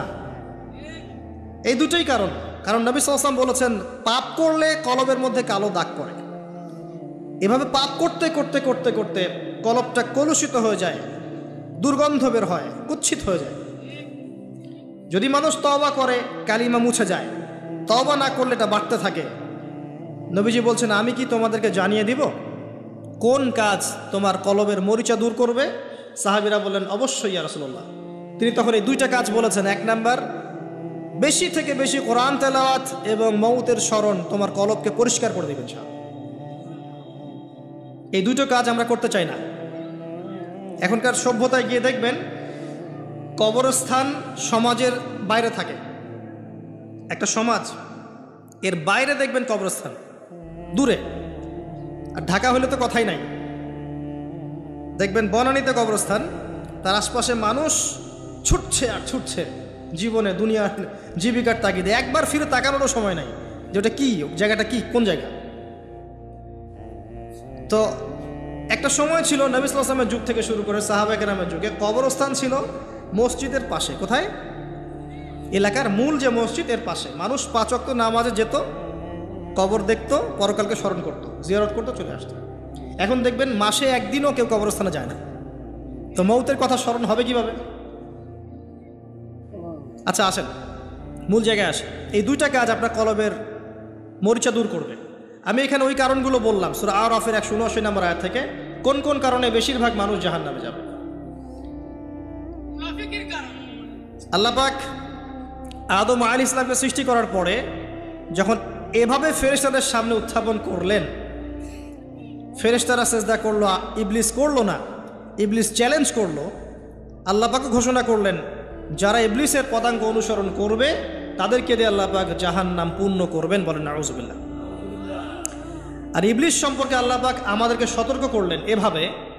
আল্লাহ পাক বললেন, ইয়া আইয়ুহাল্লাযীনা আমানু, হে মুমিনগণ, লা তাত্তাবিউ খুতুওয়াতিশ শাইতান, তোমরা শয়তানের পদাঙ্ক অনুসরণ করো না। ইন্নাহু লাকুম আদুউম মুবিন, নিশ্চয়ই সে তোমাদের স্পষ্ট শত্রু। আল্লাহ পাক জানিয়ে দিলেন। জানিয়ে দেওয়ার পরে আদম এবং হাওয়া আলাইহিস সালাম তাদেরকে রাখলেন জান্নাতে। কোথায়? যাকে আপনি ভালোবাসবেন তাকে সবচেয়ে শ্রেষ্ঠ গিফট দিতে যাবেন, প্রমাণ। জান্নাতে থাকলেন। একটা পরীক্ষার কারণ আছে। পরীক্ষার কারণ হচ্ছে আমি চাচ্ছি সে আরো বড় পুরস্কার পাক। এটাই পরীক্ষার কারণ। দুনিয়ার জীবনে আমরা এসেছি কি জন্য? পরীক্ষা দিতে। আল্লাহ পাক চেয়েছেন পরীক্ষায় পাশ করে আমরা যেন আরো বড় পুরস্কার পাই। লিনাবলুয়াকুম আইয়ুকুম আহসানু আমালা, আল্লাহ পাক দেখতে চান তোমাদের মধ্যে আমলের শ্রেষ্ঠকে। একটা পরীক্ষা আল্লাহ পাক নিলেন, ওয়ালা তাকরাবা হাযিহিশ শাজারা, তোমরা দুজন এই গাছের কাছে যাবে না। একটা কথা মিস করে গেছে, এই দুজনের আরেকজনকে হাওয়া আলাইহিস সালাম। কোত্থেকে আসলেন তিনি? আদম আলাইহিস সালামের একাকিত্ব বোধ হচ্ছিল জান্নাতে। সঙ্গিনী সবচেয়ে ইম্পর্টেন্ট জিনিস আপনাদের পৃথিবীতে, তাই না? একজন উত্তম জীবন সঙ্গিনী খুব গুরুত্বপূর্ণ জিনিস পৃথিবীতে। সে যদি ভালো হয়, নেককার হয়, সৎ হয়, আপনি দুনিয়াতেই জান্নাতে থাকবেন ইনশাআল্লাহ। আর সে যদি বদকার হয়, দুশ্চরিত্র হয় এবং আল্লাহ এবং তার রাসূলের বিরুদ্ধাচরণ করে, আপনার আনুগত্য না করে, আপনি দুনিয়াতেই জাহান্নামের ফ্লেভার পাবেন ইনশাআল্লাহ। তো হাওয়া আলাইহিস সালামকে সৃষ্টি করা হয়েছে আদম আলাইহিস সালামের কোত্থেকে? পাজরের হাড় থেকে। এখানে একটা কথা মনে পড়লো, এটা বলার লোভ সামলাতে পারছি না। এই হাড়ের ব্যাপারে নবী সাল্লাল্লাহু আলাইহি ওয়াসাল্লাম একটা কথা বলেছেন। তিনি বলেছেন যে তাদেরকে মানে বুঝে নেন কাদেরকে? তাদেরকে সৃষ্টি করা হয়েছে বক্র হাড় থেকে, বাঁকা হাড় থেকে। কাদেরকে? যদি জোর খাটাতে চাও তাহলে হাড়টা পটাশ করে ভেঙে দেবে, আর যদি ওই অবস্থায় ছেড়ে দাও তাহলে সে বক্রই থেকে যাবে। তার সাথে উত্তম নসিহতের মধ্য দিয়ে জীবন পার করতে হবে, এবং এটা খুব ডিফিকাল্ট। দুনিয়াতে সবচেয়ে বড় পরীক্ষাগুলোর মধ্যে একটা এটা, বক্রহারকে নিয়ে জীবন চলা, এটা সবচেয়ে বড় পরীক্ষাগুলোর মধ্যে একটা। এখানে আল্লাহ পাক যার প্রতি রহম করবেন সে ইনশাআল্লাহ তাআলা দেখবেন দুনিয়াতেই জান্নাতের ফ্লেভার পাবে। আর দেখবেন যার ঘরে সৎ স্ত্রী নাই, বদকার স্ত্রী আছে, সেই পৃথিবীতেই জাহান্নামের স্বাদ পায়। বলেন নাউজুবিল্লাহ। আমরা দোয়া করি সবার ঘরে ঘরে যেন আল্লাহ পাক নেককার সৎ স্ত্রী দান করেন, আল্লাহুম্মা আমিন। তো হাওয়া আলাইহিস সালাম এবং আদম আলাইহিস সালামকে আল্লাহ পাক রাখলেন কোথায়? জান্নাতে। আপনি ঘুম আসতেছে? আমি কিন্তু অনেক কষ্ট করে কথা বলছি। তো জান্নাতে রাখলেন, একটা পরীক্ষা, গাছের কাছে যাবে না। তো এই গাছের নাম কি এটা বড় কথা নয়, এই গাছের নামটা কি এটা কিন্তু বড় কথা নয়, মূল কথা হচ্ছে পরীক্ষাটা কি। গাছের কাছে যাবে না। গাছের কাছে তারা গেলেন কিভাবে? শয়তান তাদেরকে কি করলো? প্রলোভিত করলো। এক পর্যায়ে তারা আল্লাহর এই বিধানের কথাটা ভুলে গেলেন এবং সেই নিষিদ্ধ গাছের কাছে চলে গেলেন। এবার আল্লাহ রাব্বুল আলামিন এর আদেশ লঙ্ঘন করার কারণে আল্লাহ পাক নারাজ হলেন। নারাজ হওয়ার পরে আল্লাহ পাক তাদেরকে জান্নাত থেকে কি করলেন? পৃথিবীতে নামিয়ে দিলেন। নামিয়ে দেওয়ার আগে একটা ঘটনা ঘটেছে, সেটা হচ্ছে আদম আলাইহিস সালাম অপরাধ করার পরে প্রচণ্ড রকমের অনুতপ্ত ছিলেন। তিনি এত অনুতপ্ত ছিলেন যে কোন ভাষায় তিনি আল্লাহর কাছে তওবা করবেন, কিভাবে আল্লাহর কাছে অনুশোচনা প্রকাশ করবেন, এই ভাষাটা পর্যন্ত তার জানা ছিল না। আল্লাহ পাক কোরআনে বলছেন ফাতালাক্কা আদামু মির রাব্বিহি কালিমাত ফাতাবা আলাইহি। আল্লাহ পাক আদম আলাইহিস সালামকে তওবার কালিমা শিখিয়ে দিলেন। সুবহানাল্লাহ। কোন কালিমা দিয়ে তুমি তওবা করলে আমি সন্তুষ্ট হব সেটা আল্লাহ শিখিয়ে দিয়েছেন। এটা কি ভালোবাসার নিদর্শন নয়? এটা একটা ভালোবাসার নিদর্শন যে তিনি আদম আলাইহিস সালামকে ভালোবাসেন, তওবার বাক্যগুলোও শিখিয়ে দিয়েছেন। বলেন সুবহানাল্লাহ। এই তওবার বাক্য কোনটা ছিল? রব্বানা যালামনা আনফুসানা ওয়া ইল্লাম তাগফির লানা ওয়া তারহামনা লানাকুনান্না মিনাল খাসিরিন। এই বাক্য আল্লাহ শিখিয়ে দিয়েছেন। সুবহানাল্লাহ। এই বাক্য দিয়ে আদম আলাইহিস সালাম তওবা করলেন, আল্লাহ পাক তওবা কবুল করলেন, কিন্তু সীমা লঙ্ঘন করার কারণে নামিয়ে দিলেন কোথায়? পৃথিবীতে। এবং পৃথিবীতে আদম আলাইহিস সালাম, হাওয়া আলাইহিস সালাম, ইবলিস, তাকেও নামিয়ে দেওয়া হয়েছে। এবার পৃথিবীতে আল্লাহ পাক দিলেন একটা হায়াত, কারো 100, কারো 200, কারো 30, কারো 40, কারো 10-20, আল্লাহু আলাম, কারো 2000, 1000, 5000, এমনও হায়াত ছিল। এটা আল্লাহ জানেন ভালো। এই সময়টুকুতে আল্লাহ পাক অফুরন্ত নেয়ামত দিলেন, হায়াত দিলেন, পরিবার দিলেন, রিজিক দিলেন, বাসস্থান দিলেন, এমন প্রতিটা বস্তু যা এই জীবনে, এই দুনিয়ার জীবনে প্রয়োজন, আল্লাহ পাক সব কিছু দিলেন। এগুলো কি ভালোবাসা নিদর্শন নয়? ভালোবাসা নিদর্শন। এবং আল্লাহ পাক একটা দর্শন দিলেন, ফিলোসফি, একটা মূলনীতি। মূলনীতি শোনেন, সূরা বাকারার 38-39 নম্বর আয়াতে আছে। আল্লাহ পাক বলছেন কুল নাহবিতু মিনহা জামিআ। আমি আল্লাহ বললাম তোমরা নেমে যাও পৃথিবীতে সবাই একসাথে। ফাইম্মা ইয়াতিয়ান্নাকুম মিন্নি হুদান। তোমাদের কাছে আমার পক্ষ থেকে হেদায়েত আসবে। প্রত্যেক যুগে যুগে তোমাদের কাছে আমার পক্ষ থেকে হেদায়েত আসবে, আসমানি কিতাব আসবে, নবী রাসূল আসবেন। ফামান তাবিআ হুদায়া, যারা আমার হেদায়েতকে অনুসরণ করবে, মেনে চলবে, ফালা খাউফুন আলাইহিম ওয়ালা হুম ইয়াহজানুন, তাদের কোনো টেনশন নাই, কোনো দুশ্চিন্তা নাই।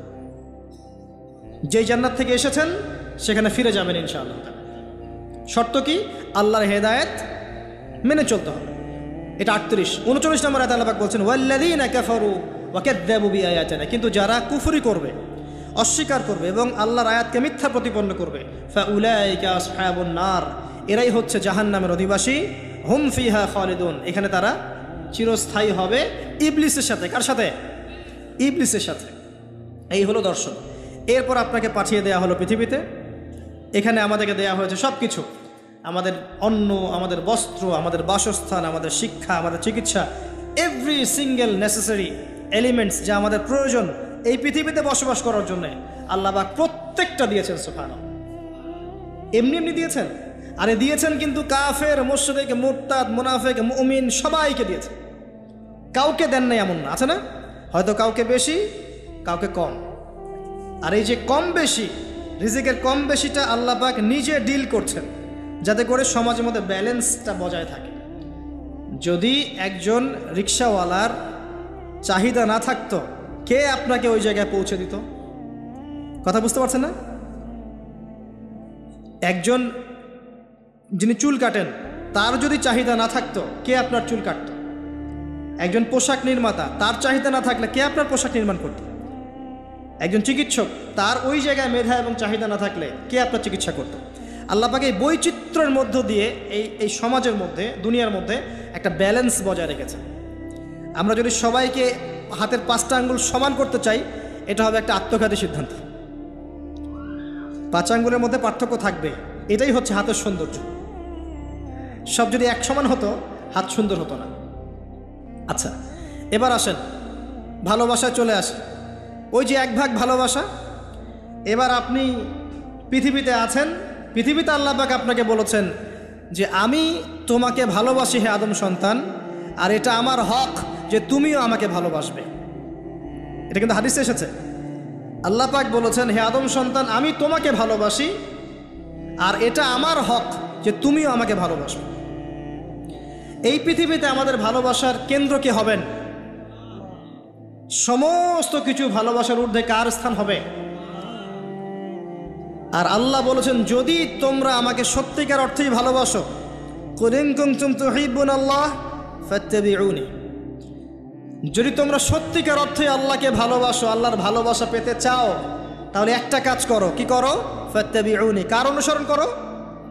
মুহাম্মদুর রাসূলুল্লাহ সাল্লাল্লাহু আলাইহি ওয়াসাল্লাম। আপনি আর আমি আমাদের জীবনের প্রতিটা কাজ যদি মুহাম্মদ সাল্লাল্লাহু আলাইহি ওয়াসাল্লামের তরিকা মতো করি, আপনি প্রমাণ করে দিবেন, হে আল্লাহ, আমি তোমাকে ভালোবাসি, এবং আপনিও আল্লাহর ভালোবাসা পাবেন ইনশাআল্লাহ। শুধু তাই নয়, শুধু ভালোবাসাই নয়, ওয়ায়াগফির লাকুম যুনুবাকুম, তোমাদের সমস্ত পাপ মাফ করে দেব ইনশাআল্লাহ। আল্লাহু গফুর রহিম, আল্লাহ পাক হচ্ছেন পরম করুণাময়, অসীম দয়ালু। এখন নবী সাল্লাল্লাহু আলাইহি ওয়াসাল্লামকে অনুসরণ কিভাবে করবেন? ঘুমাবেন কার মতো? রাসূলের মতো। উঠবেন কার মতো করে? অজু করবেন কার মতো? বাথরুমে যাবেন কার মতো? বের হবেন কার মতো? নামাজ পড়বেন কার মতো করে? তিলাওয়াত করবেন কার মতো? জিকির করবেন কার তরিকায়? ব্যবসা করবেন কার তরিকায়? চাকরি বাকরি কার তরিকায় করবেন? বিভিন্ন সেক্টরে দায়িত্ব কার মতো করে পালন করবেন? একজনই আপনার উসওয়াতুল হাসানাহ, লাকাদ কানা লাকুম ফি রাসূলিল্লাহি উসওয়াতুল হাসানাহ। একজনকে আল্লাহ পাক রোল মডেল করেছেন। একজনকে কি করেছেন? Role model. তাকে ফলো করলেই ইনশাআল্লাহ আপনি জান্নাতে চলে যাবেন। আর এটা কি শুধু জীবনের একটা ক্ষেত্রে করবেন, না সমস্ত ক্ষেত্রে করবেন? আল্লাহ তৌফিক দান করুন। আর নবী সাল্লাল্লাহু আলাইহি ওয়াসাল্লামকে যারা ভালোবাসেন, তাদেরকে আপনি ভালোবাসবেন। নবী সাল্লাল্লাহু আলাইহি ওয়াসাল্লামকে যারা ভালোবাসেন, তাদেরকে আপনি ভালোবাসবেন। যারা নবীকে ভালোবাসে না, তাকে কি ভালোবাসবেন? ভালোবাসার মানদণ্ড কি হবে? আল্লাহর জন্য ভালোবাসবো, আল্লাহর জন্যেই ঘৃণা করব।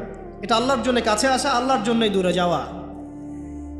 আরশের নিচে আল্লাহ পাক যে কয় শ্রেণীর মানুষকে আশ্রয় দিবেন, যে 7 শ্রেণীর মানুষকে, তার মধ্যে এক শ্রেণী আছে এমন 2 ব্যক্তি যারা পরস্পরকে শুধু আল্লাহর জন্য ভালোবাসে। কেউ যদি কাউকে আল্লাহর জন্য ভালোবাসে, তার উচিত তাকে জানিয়ে দেয়া যে হে অমুক ভাই, আমি আপনাকে আল্লাহর জন্য ভালোবাসি। অমুক দিনী বোনকে বলতে পারে আমি আপনাকে আল্লাহর জন্য ভালোবাসি। এক ভাগ ভালোবাসা দিয়ে পৃথিবী চলছে। এবার আসেন, এই দুনিয়ার জীবনে আল্লাহ পাক রিজিকের পাশাপাশি একজন আদর্শ দিলেন, উসওয়াতুল হাসানা দিলেন, তাকে ফলো করতে বললেন। এবং তিনি একমাত্র ব্যক্তি যাকে কবরে দেখানো হবে, প্রশ্ন করা হবে, মান হাযা রাজুল বুইসা ফীকুম। মনে রাখবেন, তিনি একমাত্র ব্যক্তি যিনি আপনার জন্য, আমার জন্য, কবিরা গুনাহগার ব্যক্তিদের জন্য কিয়ামতের মাঠে সুপারিশ করবেন। তিনি একমাত্র ব্যক্তি যিনি হাউজে কাউসারে পানি নিয়ে আমাদের জন্য অপেক্ষা করবেন। তিনি একমাত্র ব্যক্তি যার সুপারিশ আল্লাহ পাক কবুল করবেন ইনশাআল্লাহু আযজা ওয়া জাল। কিয়ামতের মাঠে যখন সবাই ইয়া নাফসি ইয়া নাফসি বলবে, তিনি একমাত্র ব্যক্তি যিনি বলবেন ইয়া উম্মতি ইয়া উম্মতি। অতএব আমরা সবাই যেন বিনা বাক্য ব্যয়ে মুহাম্মদ সাল্লাল্লাহু আলাইহি ওয়াসাল্লামকে আমাদের আদর্শ মেনে নেই এবং তার সুন্নত অনুযায়ী জীবনযাপন করার চেষ্টা করি। আল্লাহুম্মা আমিন। আল্লাহ তৌফিক দান করুন। এই দুনিয়ার জীবনে ওই এক ভাগ ভালোবাসার মধ্যে আমরা কয়েক শ্রেণীর মানুষকে ভালোবাসি। দেখেন, 1 নাম্বার পিতামাতা, তাই না? 2 নাম্বার স্ত্রী, 3 নাম্বার সন্তান সন্ততি, 4 নাম্বার আত্মীয় স্বজন, পাড়া প্রতিবেশী, এবং আমরা যে দেশে থাকি সে দেশকে ভালোবাসি না? ভালোবাসি। এই ভালোবাসাগুলো কিন্তু বৈধ। এই ভালোবাসাগুলো কি বৈধ? এখানে একটা বিষয় বুঝতে হবে যে ভালোবাসা আর ঘৃণা করার মানদণ্ড কে দিবে? আল্লাহ এবং তার রাসূল এই মানদণ্ডে ভালোবাসবে। যে ভালোবাসা বা যে আবেগ আল্লাহ এবং তার রাসূলের বিধানের অনুকূলে যায় না সেটা কি করবেন? দুটো বিষয়, পবিত্র ভালোবাসা, আল্লাহ কর্তৃক স্বীকৃত বৈধ ভালোবাসা, এটা একটা। আর একটা এর বিপরীত শক্তি শয়তান কর্তৃক স্বীকৃত ভালোবাসা। আমার কথাটা একটু গভীরভাবে বোঝেন। একটা হচ্ছে আল্লাহর পক্ষ থেকে স্বীকৃত বৈধ ভালোবাসা, এর বিপরীতে হচ্ছে একটা প্রবৃত্তিগত পাশবিক দাসত্ব শয়তান কর্তৃক স্বীকৃত। কথা বুঝতে পারছেন? আল্লাহ কর্তৃক স্বীকৃতির মধ্যে আমরা পিতা মাতাকে ভালোবাসব, বরং পিতা মাতাকে যে ভালোবাসবে না এবং তাদের খেদমত করে জান্নাত লাভ করতে পারবে না, এই সন্তানদেরকে নবী সাল্লাল্লাহু আলাইহি ওয়াসাল্লাম অভিশাপ দিয়েছেন।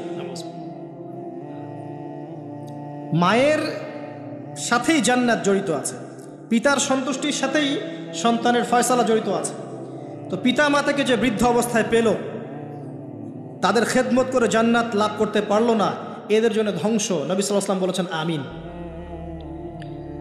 আমরা এখন একটা সমস্যা দেখতে পারি, অনেক পিতামাতা এসে অভিযোগ করে সন্তান খোঁজ খবর নেয় না, সন্তান ভালোবাসে না, সন্তান হক আদায় করে না।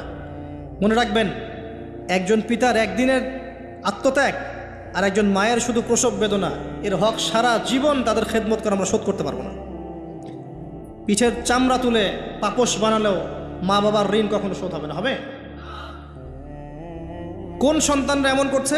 যেই সন্তানদেরকে পিতামাতারা আল্লাহকে চেনায় নেই, যেই সন্তানদেরকে পিতামাতা রাসূলকে চেনায় নাই, কোরআনকে চেনায় নাই, হাদিসকে চেনায় নাই, এই বাচ্চারাই কিন্তু এই কাজগুলো করছে।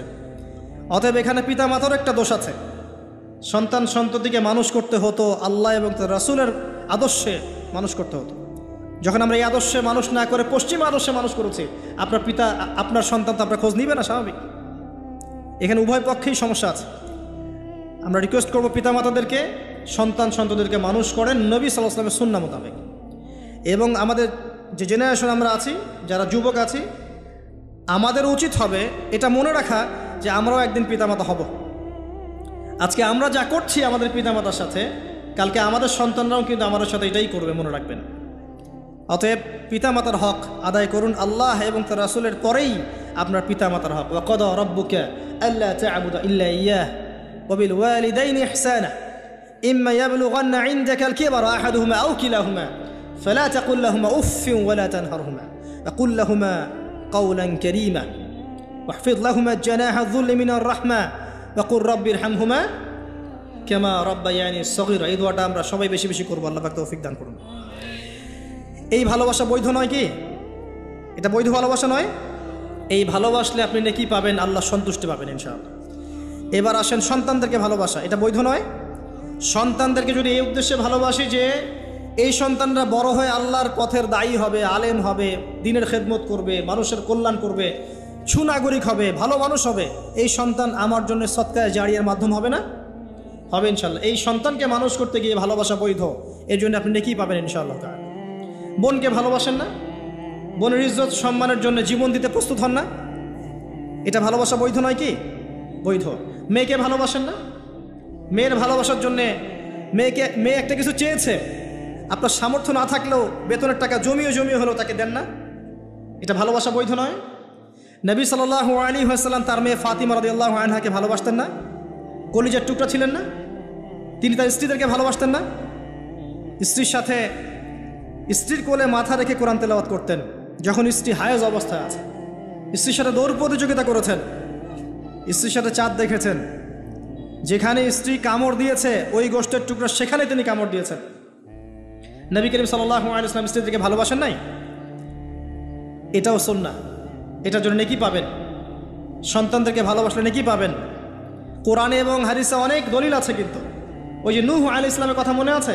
তার সন্তান যে কাফের অবস্থায় ডুবে মরল, মনে আছে? তারপরেও আল্লাহর কাছে দোয়া করছেন, আল্লাহ আমার পরিবারটাকে মাফ করে দাও। আল্লাহ পাক ধমক দিয়ে বলছেন, লাইসা মিন আহলিক, সে তোমার পরিবারের কেউ না। আম কুনতুম শুহাদা ইয হাদারা ইয়াকুব আল মাউত, ইয়াকুব আলাইহিস সালামের কথা মনে আছে? যখন তিনি মারা যাচ্ছেন, তিনি বলছেন সন্তানদেরকে ডেকে, মা তা'বুদুনা মিন বা'দি, আমার পরে কার ইবাদত করবে তোমরা? সন্তানকে ভালোবাসার নিদর্শন নয় এগুলা?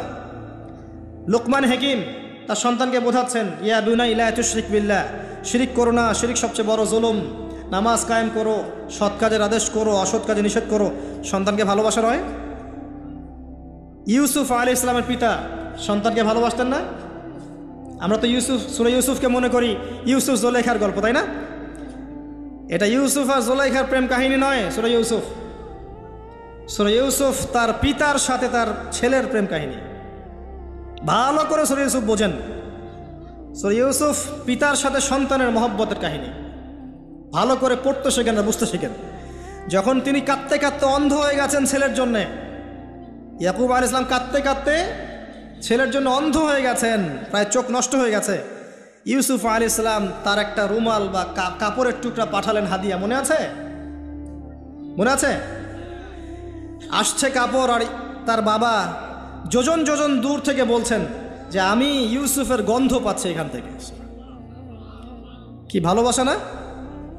কোরআনে অনেক। মূসা আলাইহিস সালামের মা, আল্লাহ পাক বললেন মূসা আলাইহিস সালামকে ভাসিয়ে দিতে, বাচ্চা মূসা ভাষাতে, সিন্ধুকে ভাষাতে তার হৃদয়টা ব্যাকুল হয়ে যাচ্ছে। আল্লাহ পাক তার কলবটা শান্ত করলেন, ওয়াহি করলেন, ভাসিয়ে দাও। ওই বাচ্চাকে তুলে নিল ফেরাউনের স্ত্রী, সেখানে লালিত পালিত হতে থাকলো সন্তান। মূসা আলাইহিস সালামের বোন পিছু পিছু ধাওয়া করলো, তারপরে বলল আমি কি এমন কারো খবর দিব যে এই বাচ্চাকে দুধ পান করাবে? পরে এই বাচ্চাকে তার মায়ের কাছে আল্লাহ পাক ফিরিয়ে দিলেন, দেখছেন? এবং যখন আয়াতটা কি জানি, ওয়ারাজআনাকা ইলা উম্মিক কাই তাকাররা আইনুহা ওয়ালা তাহজান, এটা আমি মূসা তোমাকে ফিরিয়ে দিয়েছিলাম তোমার মায়ের কাছে, যাতে তোমার মা তোমাকে পেয়ে তার চক্ষু শীতল করতে পারে। ভালোবাসা না? কোরআন হাদিস ঘাটতে থাকেন, দেখেন বৈধ ভালোবাসার কত নিদর্শন আছে, এবং এগুলো বৈধ, এগুলোতে আপনি নেকি পাবেন। বাবার প্রতি ভালোবাসা, সন্তানের প্রতি ভালোবাসা, আপনার স্ত্রী সন্তানের প্রতি ভালোবাসা, আপনার স্ত্রীর প্রতি, আপনার প্রতিবেশীর প্রতি, আত্মীয়তার হক রক্ষা করলে, আপনি দেশের খেদমত করলে, জাতিকে ভালোবাসলে আপনি নেকি পাবেন, কল্যাণে কাজ করলে নেকি পাবেন ইনশাআল্লাহ। এবার এর বিপরীতে শয়তান, শোনেন এই জায়গাটা একটু ভালো করে বোঝেন, এটা লাস্ট অংশ। এর বিপরীতে শয়তান চেয়েছে কি, যাতে করে আদম সন্তানদেরকে জাহান্নামে নিয়ে যেতে পারে।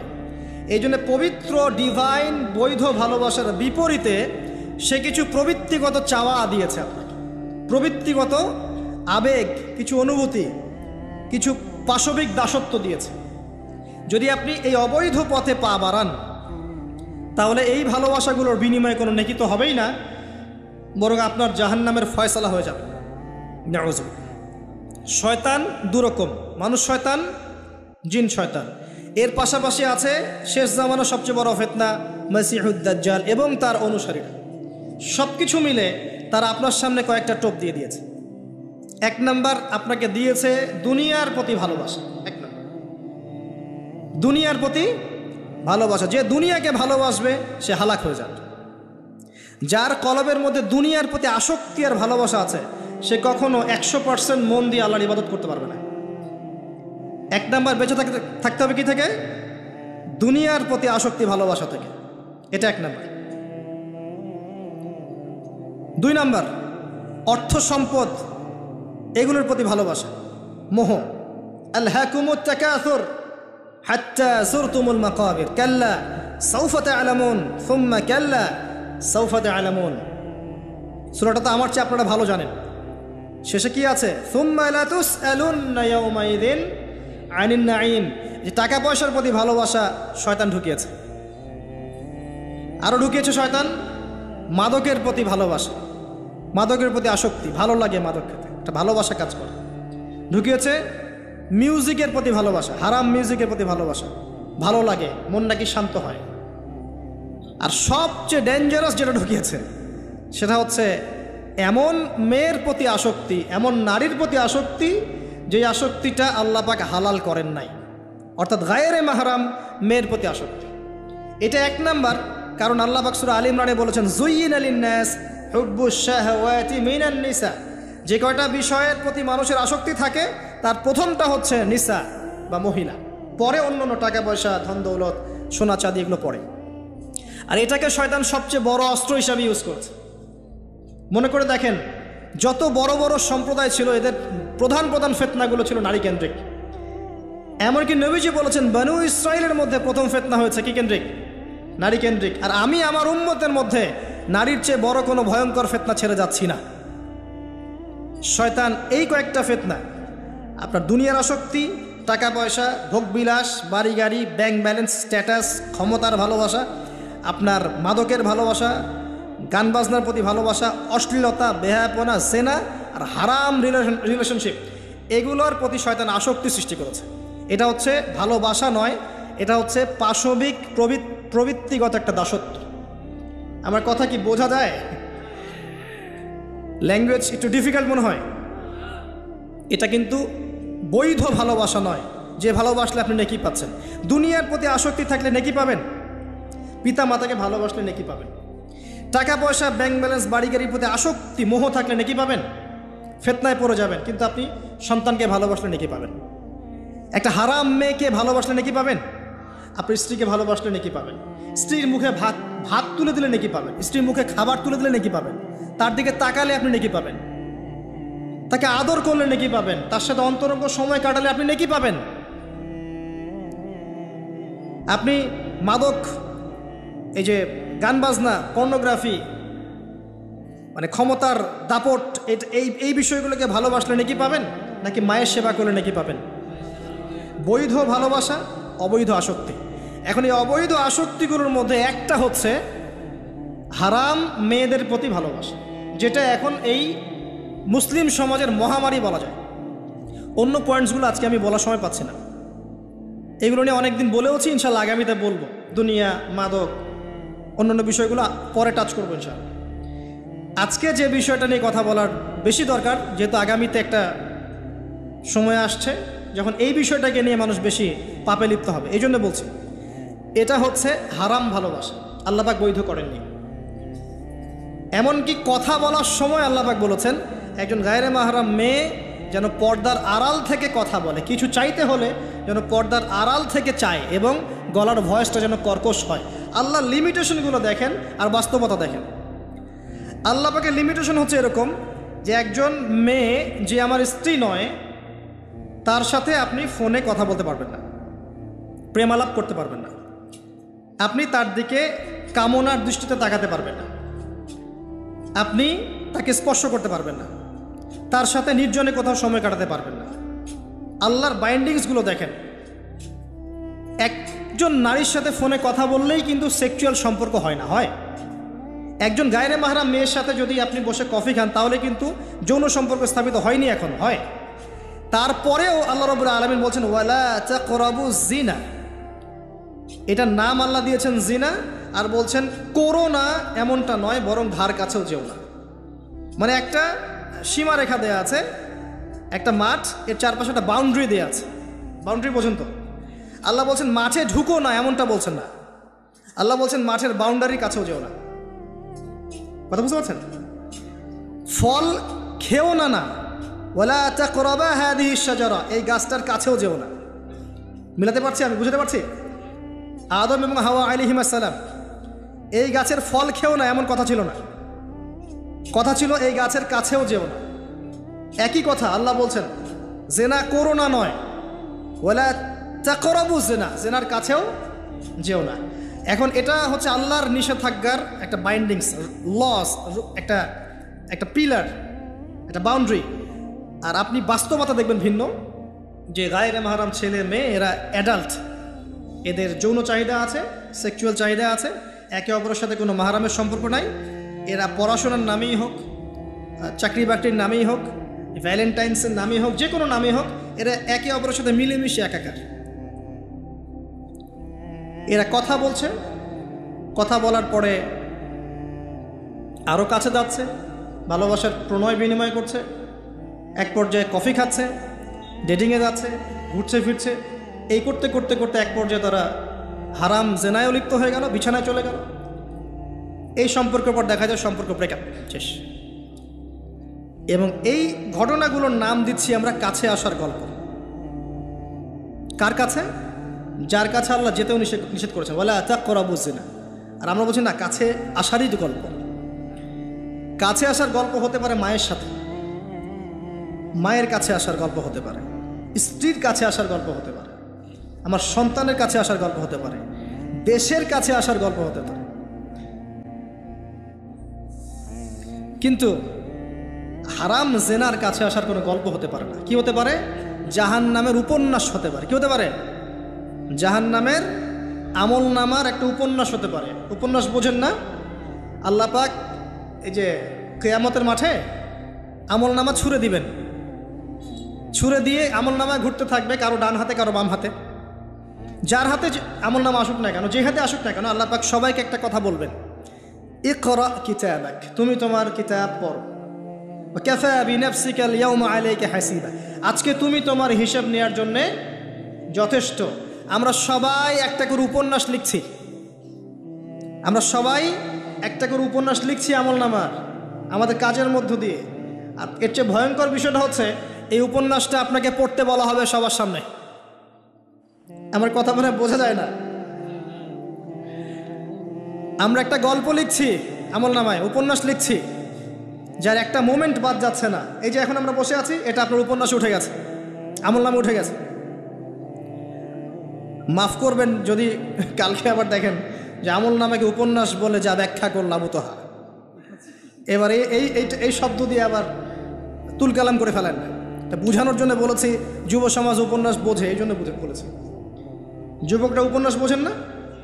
আপনারা বিভিন্ন উপন্যাস পড়েছেন, যারা জেনারেল লাইনে পড়েছেন অনেক উপন্যাস পড়েছেন। এই জন্য বললাম, বুঝানোর জন্যে আমল নামা কখনো উপন্যাস নয়, যে আপনি আর আমি একটা উপন্যাস লিখছি, নিজের গল্প নিজেই লিখছি, নিজের কাজের মধ্য দিয়ে নিজের উপন্যাস নিজেই লিখছি। এবং এটার মধ্যে সবচেয়ে ভয়ঙ্কর কথা হচ্ছে, এইটা সবার সামনে আমাকে পড়ে শোনাতে হবে।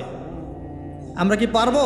এই জেনা, এই মাদক, এই পর্নোগ্রাফি, হারাম, জুয়া, ক্যাসিনো, অন্যায়, অত্যাচার, বেনামাজি, দুর্নীতি, ঘুষ, সুদ, এইগুলোর সব কথা সবার সামনে পড়ে শোনাতে আমরা কি পারবো আদৌ?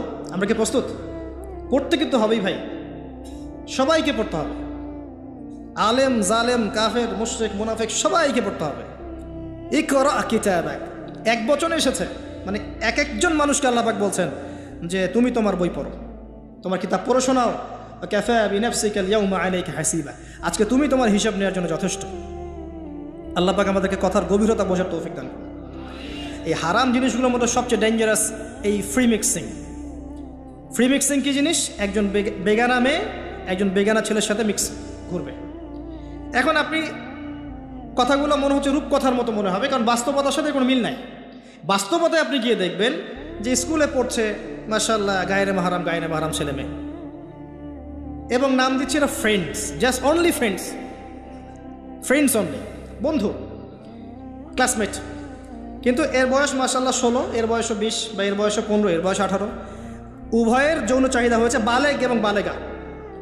এই বয়সে আসার আরও 5-6 বছর আগে সে বালেগা হয়ে গেছে, এবং তারা কিন্তু আলাদা আলাদা সেকশনে পড়ছে না।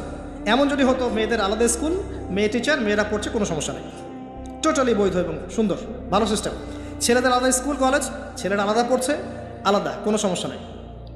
সমস্যা কোথায়? যখন এক ছাদের নিচে আমি সবাইকে বসিয়ে দিয়েছি এবং এরা একে অপরের সাথে মিক্স করছে।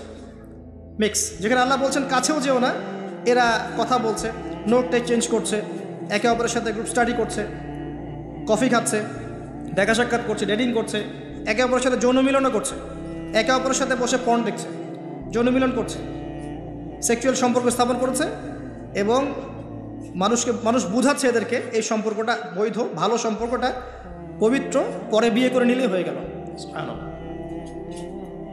এই হচ্ছে এটা বাস্তবতা। বাস্তবতার সাথে ওয়ালা তাকরাবু জিনা আয়াতের কোনো মিল আছে?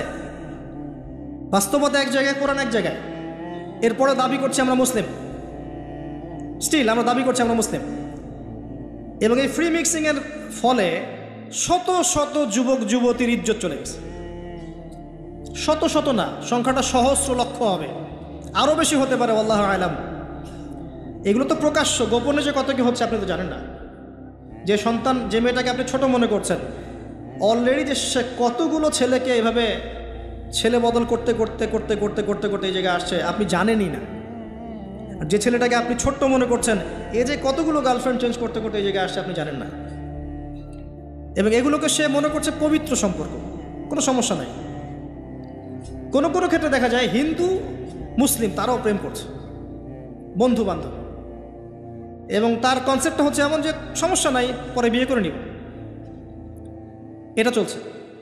এবং এদেরকে আমরা উস্কে দিব এভাবে যে 14 ফেব্রুয়ারিতে তোমরা অবাধে মেলামেশা করতে পারো, কোনো সমস্যা নেই, বরং এটা হচ্ছে তোমাদের মত প্রকাশের স্বাধীনতা। এবং আমরা এটাও বুঝাবো ওদেরকে যে যারা এগুলোর বিরুদ্ধে বলবে তারা মৌলবাদী, তারা সমাজের উন্নতি অগ্রগতি প্রগতি চাচ্ছে না, তারা চাচ্ছে না তোমরা এগিয়ে যাও, বরং তারা তোমাদেরকে পিছিয়ে দিতে যাচ্ছে। কোথায় এগিয়ে নিচ্ছি আমরা এদেরকে? আমি জানি কোথায় নিচ্ছেন, এক্স্যাক্টলি বলতে পারবো কোথায় নিচ্ছেন। ইলাল নার, জাহান্নামের দিকে, জাহান্নামের দিকে এগিয়ে নিচ্ছেন, আর কোনো দিকে নয়। আসেন, এই মিক্সিংটা এখানে শেষ হলো না। এরপরে যখন সে কলেজ লাইফে গেল সেখানেও দেখবেন সেম দৃশ্য, একই অবস্থা। দেখা যায় কলেজে মাঝে মাঝে আন্দোলন হয় না, হয় না? আন্দোলনে দেখবেন যে ছেলে মেয়ে একসাথে, ছেলের কাঁধে মেয়ের কোলের মধ্যে ছেলে মাথা দিয়ে স্লোগান দিচ্ছে, মনে হচ্ছে যেন স্ত্রী। সুবহানাল্লাহ। হ্যাঁ, দেখবেন বিভিন্ন আন্দোলনের সময় দেখবেন কলেজ বিশ্ববিদ্যালয়গুলোতে, আমরা তো পড়েছি, আমরা তো বলতে পারবো, আন্দোলন হচ্ছে, বান্ধবী বসে আছে, বান্ধবীর কোলে মাথা দিয়ে বন্ধু, মনে হচ্ছে যেন স্ত্রী। স্ত্রী না পাবলিক প্রপার্টি, আল্লাহ ভালো জানে। তা পাবলিক প্রপার্টি যে কেউ ভোগ করতে পারে।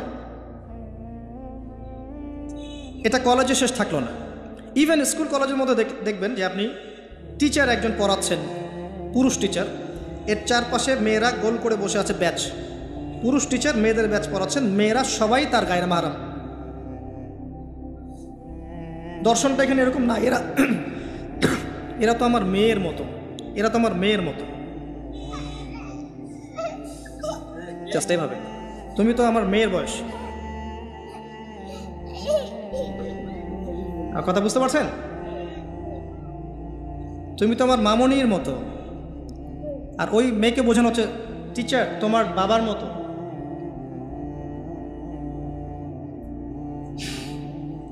একটা পুরুষ টিচার, চারপাশে মহিলা মেয়েরা বসে আছে, সবাই অ্যাডাল্ট, সবার সাথে তার বিয়ে জায়েজ, সবার সাথে তার বিয়ে শরীয়তসম্মতভাবে জায়েজ। তারপরে একটা ফিলোসফি দর্শন ঢুকিয়ে দিয়ে তুমি তো আমার মেয়ের মতো, অহরহ মেয়েদের ইজ্জত হারাচ্ছে, অহরহ।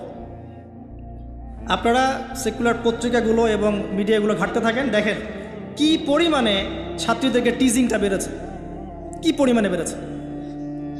এমন অনেক ছাত্রী আছে, আমি বিভিন্ন রাষ্ট্রের নিউজ দেখি যে টিচাররা, একটা স্কুলের টিচাররা মিলে প্রাইমারি স্কুল থেকে শুরু করে হাই স্কুল পর্যন্ত অসংখ্য ছাত্রীকে রেপ করেছে, ভিডিও ধারণ করেছে, এখানে মহিলা টিচাররা ইনভলভ ছিলেন, এমন নিউজ এসেছে। এবং অ্যাসিড দিয়ে মুখ ঝলসে দেওয়ার ভয় দেখিয়ে কাজ করা হয়েছে দীর্ঘদিন ধরে, ভয়ে মেয়েরা কিছু বলতে পারে নাই। আবার সেদিন একটা রেপিস্টের ক্রাইম দেখলাম, র্যাব ধরেছে, র্যাবের অফিসার যিনি ব্রিফ করছেন তিনিও অবাক, যে আমরা অবাক হয়ে গেছি এর ঘটনা দেখে। সে রেপিস্ট কিন্তু মুসলিম না, ভাগ্যিস সে অন্য ধর্মের না, যদি মুসলিম হতো তাহলে এটা নিয়ে আবার প্রচারণা শুরু হয়ে যেত। আমি তার ধর্মের নাম বলবো না, আমি জানি তার ধর্ম এটা শিক্ষা দেয় না, যেভাবে ইসলাম এটা শিক্ষা দেয় না, অন্য ধর্ম এটা শিক্ষা দেয় না। সে কী করেছে, রেপ করার পরে মেয়ে যেন গর্ভবতী না হয় সে সেভাবে তার শারীরিক একটা মানে মেডিকেল ট্রিটমেন্ট করিয়েছে। আমি জানি না, আসলে আমি এইসব বিষয়ে খুব একটা ভালো জানি না। এমন কিছু পদ্ধতি এখন নাকি বের হয়েছে যে যৌন সম্পর্ক স্থাপন করলেও কনসেপ্ট করবে না, ছেলে তার মধ্যে সেটা করিয়েছে, যাতে সে গণহারে রেপ করতে পারে, একটার পর একটা, কেউ প্রেগনেন্ট না হয়। র্যাবের অফিসার ব্রিফ করছেন, দেখেন ভিডিও, ফ্রি মিক্সিং। যেখানে যাবেন, কলেজে আপনি যাবেন, আবার দেখবেন কখনো কখনো যে ছেলেদের ব্যাচ পড়াচ্ছে মহিলা টিচার, ছেলেদের ব্যাচ মহিলা টিচার। তুমি তো আমার ছেলের মতো, আর তাকে শেখানো হচ্ছে যে সে তো তার মায়ের মতো। আবার আমাদের ঢাকা শহর অত্যাধুনিক যে প্রতিষ্ঠানগুলো আছে সেখানে গিয়ে দেখবেন যে ফর্মাল ড্রেসে মিস ক্লাস নিচ্ছে, formal dress, shirt pant tie. আবার বিভিন্ন জায়গায় গিয়ে দেখবেন মহিলারা এভাবে শার্ট প্যান্ট গেঞ্জি জিন্স পরে ঘুরে বেড়াচ্ছে, শপিং মলসে, এয়ারপোর্টে, ওইখানে এইখানে সব জায়গায় চারপাশে। এটা তো ফ্রি মিক্সিংয়ের সাথে আরেকটা পাপ হলো কি, নবী সাল্লাল্লাহু আলাইহি ওয়াসাল্লাম বলেছিলেন যে শেষ জামানে এক শ্রেণী মেয়ে বের হবে যারা কাপড় পরেও নগ্ন থাকবে। এরা সেই ক্যাটাগরি যাদের ব্যাপারে আল্লাহ রাসূল বলেছেন তারা জান্নাতে যাবেও না, জান্নাতের গন্ধও পাবে না। শুধু ফ্রি মিক্সিংটাই সমস্যা না, এবং এটা শুধু স্কুল এবং কলেজে সীমাবদ্ধ নেই, চাকরির ক্ষেত্রেও দেখবেন সেম। অফিসের বসের হাতে অনেক মেয়ে নির্যাতিত হয়েছে, বেতন বেশি দেওয়ার কথা বলে, প্রমোশন দেওয়ার কথা বলে। আর মেয়েরা তো একটু অবলা জাতি হয়, তারা একটু অবলা হয়, তাদের একটু মায়া মহব্বত বেশি থাকে, ইমোশনটা বেশি থাকে, তারা খুব বেশি কনভিন্স হয়ে যেতে পারে। ভালো স্বপ্ন দেখিয়ে, রঙিন রঙিন স্বপ্ন দেখিয়ে তাদের কত মানুষ ইজ্জত নষ্ট করে ফেলেছে আল্লাহ ভালো জানে। এরপরেও দেখবেন, এই সমস্যার পরেও দেখবেন তার উপরে আবার আছে পর্নোগ্রাফি। মানে মানুষ রাতের বেলা শুয়ে শুয়ে নগ্ন মুভিজ দেখছে আর দেখছে, দেখছে আর দেখছে। এটাকে উপরের লেভেল থেকে বন্ধ করার কোনো প্রয়াস নেওয়া হয়নি এখন পর্যন্ত। এমন অনেক কান্ট্রি আছে এই বিশ্বের মধ্যে যারা কিন্তু ইন্টারনেট সেকশনটাকে নিয়ন্ত্রণ করে। সব সাইট আমার দেশে চলতে পারবে না। ইভেন আমরা যে হারে ফেসবুক চালাই, চাইনিজরা কিন্তু এভাবে চালায় না। ওদের সামাজিক যোগাযোগ আলাদা মাধ্যম আছে, জানেন, সব জায়গায় একটা রেস্ট্রিক্টেড ব্যবস্থা আছে। পর্নোগ্রাফি যেগুলো দিয়ে ব্লু ফিল্মস দেখানো হয় সারা দেশের মানুষকে, একটা জাতির মানুষকে, এটা তো অ্যাটলিস্ট বন্ধ করা যেত। আর এটা বন্ধ করাটা তো নিঃসন্দেহে কোনো মৌলবাদী কাজ নয়, সন্ত্রাসী কাজ নয়, জঙ্গিবাদী কাজ নয়, তাই কি? এটা যখন আপনি দেখছেন সারাদিন ধরে, সারা রাত ধরে, এই ছেলেপেলেটা ম্যাক্সিমামই আসক্ত এগুলোতে। ইভেন এখন মেয়েরাও এগুলো দেখে। আপনি সেকুলার মিডিয়াগুলো রিপোর্টগুলো দেখেন, তারাই বলছে এগুলো। স্কুলে গিয়ে মেয়েদের ইন্টারভিউ নিচ্ছে, তোমরা কি এটা দেখো? মেয়েরা বলছে যে হ্যাঁ আমরাও দেখি, আমরাও কথাবার্তা বলি যে নতুন একটা আইটেম আসছে, এটা দেখ, এভাবে তারা কথা বলছে বসে ক্লাসের মধ্যে। তো যখন ছেলে মেয়েরা এগুলো অবাধে দেখবে, যুবক যুবতী, কিশোর কিশোরীরা, এরপরে আবার ফ্রি মিক্সিং, তার উপরে আবার বেহায়াপনা, নগ্নতা, পোশাক আশাকের পর্দার বালাই নাই, তখন আপনি চিন্তা করেন সমাজটা কি হইতে পারে। আবার এগুলোকে আমরা দিবসের মধ্য দিয়ে উৎসাহিত করছি, কাছে আসার গল্প, আসো আরো জানা করো। কোথায় ইসলাম আর কোথায় কোরআন আর কোথায় সেই পর্দা, কোথায় কি? আর ওই যে দেখেন একটা মেয়ে মুস্কান, ও তার নেকাব খুলবে না, 200-300 কুকুরের সামনে বলছে আল্লাহু আকবার। তো জান্নাত আসলে কাদের জন্য? এই অবস্থায় যদি আমরা কেউ খাস পর্দা করছি, এখন যারা আবার খাস পর্দা করছি তাদেরকে আবার বাঁকা চোখে তাকানো হচ্ছে, আবার কাউন্টার। এমনি তো চলছে এগুলো, আর উপর আবার কাউন্টার। মানে একটা জায়গা বাকি রাখছে না শয়তান আপনাকে ফিতনায় ফেলার জন্য। এই অবস্থায় কেউ যদি পর্দা করতে যায়, ওকে আবার বাঁকা চোখে তাকানো হচ্ছে। এ তো ভালো সুবিধার মনে হচ্ছে না? তোমার বোরখার নিচে গিয়ে বোমটম আছে নাকি? সাইকোলজিক্যাল আক্রমণ। বোরখা পরে যাচ্ছে স্কুল কলেজে, টিচাররা কেমন করছে, তার সাথে কেমন যেন আচরণ করছে। এটা কেন করছো? মুখটা খোলো, নাহলে পরীক্ষা দিতে দেবো না। এগুলো চলছে। এরপরেও আরও আছে বিভিন্ন beauty contest, media, movies, cinema, এইসবের মধ্য দিয়ে ঘরে ঘরে ঢুকিয়ে দিয়েছি যে এই ফ্রি মিক্সিং, বেহায়াপনা, নগ্নতা, এটাই প্রগতি, এটাই উন্নতি, এটা অগ্রগতি। ইভেন আমাদের ছোট ছোট বাচ্চারা এগুলো দেখে দেখেই বড় হচ্ছে এখন। জানি না ওরা আবার কোন জেনারেশন হয়ে গড়ে ওঠে, আল্লাহ ভালো জানে। এর উপরে এসেছে সেলফি এবং ছবি ভিডিওর একটা বুদ্ধি প্রতিবন্ধী জেনারেশন। একটু হলেই সেলফিস, ফেসবুকে আপলোড, আবার টিকটক, আবার ইউটিউবিং, আবার নিজে নিজেই হাসে, নিজে নিজে ছবি তোলে। আর অনলাইনটা অ্যাভেলেবল হয়ে গিয়ে সবার হাতে হাতে স্মার্টফোন যখন গিয়েছে, তখন এগুলো আপলোডিংটা খুব বেশি হচ্ছে। আপলোডিং, আগে ঘটনা ঘটতো সবাই জানতে পারতো না, এখন ঘটলে সারা দুনিয়ার মানুষ এক মুহূর্তে জেনে ফেলবে। তখন একটা খারাপ ভিডিও সবার হাতে হাতে, ঘরে ঘরে।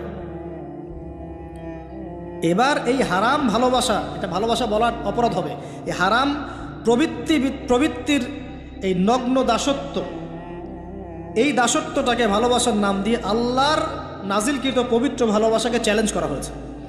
এবং বিভিন্ন মানুষ, সমাজের বিভিন্ন শ্রেণীর মানুষকে এই হারামের দিকে ধাবিত করা হয়েছে, যাতে সবাই জান্নাতের কাছে না বরং জাহান্নামের কাছে আসতে পারে। এই হলো অবস্থা। এখন এই অবস্থায় আল্লাহ রাব্বুল আলামিন মুমিনদের জন্য সলিউশন দিয়েছেন সূরা নূরের মধ্যে, কুল লিল মুমিনিনা ইয়াগুদ্দুনা মিন আবসারিহিম ওয়া ইয়াহফাযু ফুরুজাহুম। এটা পড়ে আছে আপনার কোরআনে। মুমিন পুরুষদেরকে আপনি বলুন, হে নবী, তারা যেন চক্ষু নিচু রাখে এবং তাদের লজ্জাস্থানের হেফাজত করে। মুমিন নারীদেরকে আপনি বলুন যেন তারা তাদের লজ্জাস্থানের হেফাজত করে, চোখ নিচে রাখে এবং তারা এই মানুষদের ছাড়া অন্য কারোর সামনে যেন না যায় এবং জিনাত, হিজাব তারা যেন অবলম্বন করে। এটা আল্লাহর আদেশ। Only Quran or only hadith and only Islam can solve this problem. কোরআন, সুন্নাহ এবং ইসলাম ছাড়া কেউ এই সমস্যা সলভ করতে পারবে না। এখানকার সলিউশন এগুলা। প্রথমত তারবিয়াত দিতে হবে ছোট থেকেই, তার উপরে নিয়মিত ইমানের চর্চা রাখতে হবে, তার উপরে ছেলে মেয়েদেরকে পর্দা বোঝাতে হবে, ছোট থেকেই মেয়েদেরকে পর্দায় রাখতে হবে। তারপরেও যদি বড় হয়ে এদের মধ্যে খারাপ চিন্তা আসে, চোখ নিচু করতে হবে। যেগুলো অশ্লীল সেগুলোর ধার কাছে যাওয়া যাবে না। দ্রুত এদের বিয়ের ব্যবস্থা করতে হবে যাতে ওরা পবিত্র লাইফ লিড করতে পারে। তারপরে দেখবেন আস্তে আস্তে কিছুটা হলেও, 100% না হলেও কিছুটা হলেও আপনি ফিতনা থেকে দূরে রাখতে পারেন। আর যত বেশি এই ভোগবাদী, বস্তুবাদী, এই পশ্চিমাদের ধাঁচে আপনি সন্তানকে গড়ে তুলবেন, কাছে আসার নাম দিয়ে জেনা করাবেন, ফ্রি মিক্সিংয়ে নেবেন, পর্নোগ্রাফিকে অবাধ লাইসেন্স দিয়ে দিবেন, মাদকাসক্ত ওই যুব সমাজকে ফেরানোর কোনো পথ পদ্ধতি অবলম্বন করবেন না, হিজাবের প্রতিবন্ধকতা করবেন, তত বেশি সমাজ আস্তে আস্তে আস্তে আস্তে অধঃপতন, অতল তলে যেতে থাকবে। এবং এরপর কী হবে সেটাও বলে দিচ্ছি, এটাও হাদিস থেকেই বলছি। সেটা হচ্ছে এরপরে বাড়বে সমকামিতা। কি বাড়বে? অশ্লীলতা সয়লাভ হতে হতে হতে হতে এমন একটা পর্যায়ে যাবে, বেশিরভাগ মানুষই যাবে আল্লাহর বান্দারা বাদ দিয়ে, যখন দেখবেন মেয়েদের প্রতি আসক্তি কমে যাবে ছেলেদের একটা পর্যায়ে গিয়ে, এবং ছেলের সাথে জেনা করা শুরু করবে, যেটা শুরু হয়ে গেছে বিগত 20-30-40 বছর থেকে দেশেও, এবং সমকামীদের সংগঠন পর্যন্ত আছে দেশে। এটাও রিপোর্ট, আপনি সেকুলার মিডিয়া ঘেটে দেখেন, বছরের একদিন তারা আবার একত্রিত হয় একটা হোটেলে, সেখানে ওদের মতো করে ওরা এনজয় করে। কওমে লূত, নবী সাল্লাল্লাহু আলাইহি ওয়াসাল্লাম বলেছিলেন, আমি ভয় পাই আমার উম্মতের মধ্যে কয়েকটা জিনিস। একটা হচ্ছে গোপন শিরক, একটা হচ্ছে আমার উম্মত মূর্তি পূজা করবে, আর একটা হচ্ছে আমার উম্মতের মধ্যে সমকামিতা ছড়িয়ে পড়বে। আর এই সমকামীদেরকে আল্লাহ পাক জমিনটা তুলে আকাশে পাথর বর্ষণ করে আবার দাবিয়ে দিয়েছিলেন। কওমে লূত এই জর্ডানের ডেড সি, মৃত সাগরের পাশে এরা থাকত। সেই সম্প্রদায়ের কাছে আল্লাহ পাক লূত আলাইহিস সালামকে পাঠিয়েছিলেন। এত বড় মনের নবী ছিলেন তিনি, সম্প্রদায়ের মানুষকে পাপ থেকে বাঁচানোর জন্য বলছেন যে হাউলাই বানাতি ইন কুনতুম ফাইলিন, তোমাদের যদি প্রবৃত্তির চাহিদা থেকে থাকে আমার মেয়েদের মধ্য থেকে বিয়ে করে নাও, তাও ভালো থাকো। তারা বলছে, তুমি লূত নিজেকে পবিত্র মনে করতে চাও? তুমি তো জানো যে আমরা কি চাচ্ছি। যখন জিবরাইল এবং মিকাইল আলাইহিস সালাম এসেছেন পুরুষের রূপে, বালকের রূপে, সুদর্শন, তাদেরকে অফার করছে, কথা বুঝতে পারছে না? তাদেরকে অফার করছে। আর লূত আলাইহিস সালাম নিজের মেহমানের সম্মান বাঁচাতে গিয়ে বলছেন, আলাইসা মিনকুম রাজুলুন রশিদ, তোমাদের মধ্যে কি একটা ভালো মানুষ বেঁচে নাই? ওই সমকামিতা ছড়িয়ে পড়েছে এখন আমাদের এখানে। আর আপনি বিশ্বের যে বড় বড় রাষ্ট্রগুলোর দাসত্ব করেন, ওদের দেশে সমকামিতা বৈধ। আর যেখানে এটা বৈধ হবে সেখানে ওই লূত আলাইহিস সালামের কওমের মতোই শাস্তি আসবে ইনশাআল্লাহ, কোনো সন্দেহ নেই। দেখবেন ওই জায়গাটা মাটিতে ধসে যাবে ইনশাআল্লাহ। আর এটা হাদিসেও এসেছে, কিয়ামতের আগে 3টা বড় বড় ভূমিকম্প হবে, একটা পূর্ব দিকে, একটা পশ্চিমে, একটা পৃথিবীর মাঝখানে। আর পশ্চিম বলতে আমি বুঝি পশ্চিমা সভ্যতা। এটা ভূমিকম্পে ধসে যাবে ইনশাআল্লাহ আযজা ওয়া জাল্লা। কারণ সুদের মধ্য দিয়ে এরা আল্লাহর সাথে যুদ্ধ করছে, সমকামিতার মধ্য দিয়ে এরা কওমে লূতের মতো আচরণ করছে, সারা বিশ্বে এরা মানুষকে নির্বিচারে হত্যা করছে। এর ফলাফল এরা পাবে, আসবে সময় সামনে। আমাদের পয়েন্ট আজকে এটাই, এই নারী পুরুষের অবাধ এই জেনাটা যদি আপনি ঠেকাতে না পারেন, এক পর্যায়ে সমকামিতায় চলে যাবে, মানুষ পারতে থাকবে এক পর্যায়ে। শাস্তি ভাই, নবী সাল্লাল্লাহু আলাইহি ওয়াসাল্লাম দেখে এসেছেন মেরাজের রাত্রে যে জেনাকারী পুরুষ আর নারীর শাস্তি দেখেছেন। স্পেশাল একটা চুলা, জাহান্নামের ভিতরে স্পেশাল একটা চুলা বানিয়েছেন আল্লাহ পাক, যার নিচের দিকটা এরকম প্রশস্ত, মাথাটা চিকন, নিচ থেকে আগুন দাউ দাউ করে জ্বলছে, আর এই আগুনের সাথে সাথে মানুষগুলো লাফিয়ে উঠছে। আগুন নিচে নেমে যাচ্ছে, মানুষগুলো নিচে নেমে যাচ্ছে, আবার দাউ দাউ করে আগুন, আবার মানুষগুলো উপরে উঠছে। এটা ওদের শাস্তি দেখেছেন নবী সাল্লাল্লাহু আলাইহি ওয়াসাল্লাম, যারা এই উম্মতের জেনা এবং ব্যভিচারে লিপ্ত আছে। আর আপনাকে আমি বলে রাখি, শুধু সেক্সুয়াল সম্পর্কটাই জেনা নয়, বরং ওই যে আপনি কথা বলছেন, ওই যে কফি খাচ্ছেন, হাতে স্পর্শ করছেন, চুল ধরছেন, জড়িয়ে ধরছেন, প্রেমপত্র লিখছেন, সবই জেনা টোটালি। এই প্রতিটা কাজ স্ত্রীর সাথে করলে প্রত্যেকটা কাজের বিনিময়ে নেকি পাবেন আপনি। আর এই প্রতিটা কাজ আপনি ওর সাথে করলে আপনি প্রত্যেকটা কাজের বিনিময়ে জাহান্নামের দিকে যাচ্ছেন। শুধু এভাবে স্পর্শ করা, গায়েরে মাহরাম মেয়েকে এভাবে স্পর্শ করা, একটা হাদিসে নবীজি বলেছেন মাথার মধ্যে লোহার পেরেক বসানোর চাইতে বেশি জঘন্য কাজ। মানে একবার করে স্পর্শ করার শাস্তি হচ্ছে মাথায় আল্লাহ পাক লোহার পেরেক বসাবে। আর বিবাহিত, এটা তো বললাম অবিবাহিত জেনারেশন, যাদের মধ্যে আবেগটা বেশি থাকে। আর যারা বিবাহিত দেখবেন ওদের মধ্যেও বিভিন্ন সিরিয়াল দিয়ে, সিনেমা দিয়ে, মুভি দিয়ে, নাটক দিয়ে পরকীয়ার দিকে উস্কানো হচ্ছে। মনে হচ্ছে পরকীয়া একটা স্বাভাবিক বিষয়। আর এখন ম্যাক্সিমাম পরিবারের মধ্যে পরকীয়া ঢুকে গেছে। দেখবেন স্বামী জানেই না স্ত্রী পরকীয়া করছে, স্ত্রীও জানে না স্বামীর কয়টার সাথে অ্যাফেয়ার। হ্যাঁ, এবং এগুলো করলে কেউ খারাপ বলবে না। আবার এগুলো করলে এবং জেনা করলে কেউ খারাপ বলবে না। খারাপ তখন বলবে যখন আপনি সাহস করে আরেকটা বিয়ে করতে যান। এটা দুনিয়া এখন। আপনি সাহস করে বৈধ একটা বিয়ে করলে মানুষ আপনার দিকে বাঁকা চোখে তাকাবে, চরিত্র খারাপ মনে হয়। কিন্তু বিবাহিত হওয়ার পরেও একটা স্ত্রী নিয়ে আছেন, এদিকে 10টার সাথে পরকীয়া, কোনো সমস্যা নেই।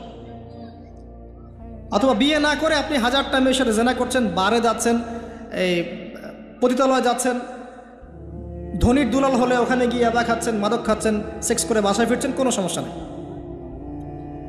কিন্তু আপনি যদি বলেন বাবা আমার বিয়েটা একটু তাড়াতাড়ি দিন, আমার চাহিদা আছে, আমার বয়স হয়েছে 20-25 হয়ে গেছে, আমাকে বিয়ে দিন। এখন কিসের বয়স তোমার বিয়ে করো? আগে 30-35 হোক, নিজের পায়ে দাঁড়াও আগে। ও নিজের পায়ে দাঁড়াতে দাঁড়াতেই ও জাহান্নামের পায়ে দাঁড়িয়ে গেছে। এদিকে নিজের মেয়েদের চাহিদা আরও আগে শুরু হয়, এবং তারা তো মুখ ফুটে সব বলতে পারে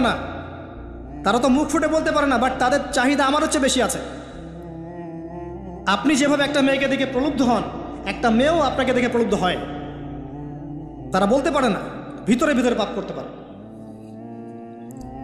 আর ওদের ব্রেনটাকে ওয়াশ করে দিয়ে বিভিন্ন সিরিয়াল দিয়ে, বিউটি কন্টেস্ট দিয়ে, নাটক দিয়ে, মুভিজ দিয়ে, পর্নোগ্রাফি দিয়ে, আর ছেলেদের সংস্পর্শ দিয়ে আমরা ওদেরকেও জেনা টেনে টেনে আসতে চাই নাই, টেনে হিস্ট্রে জেনার কাছে নিয়ে আসছে।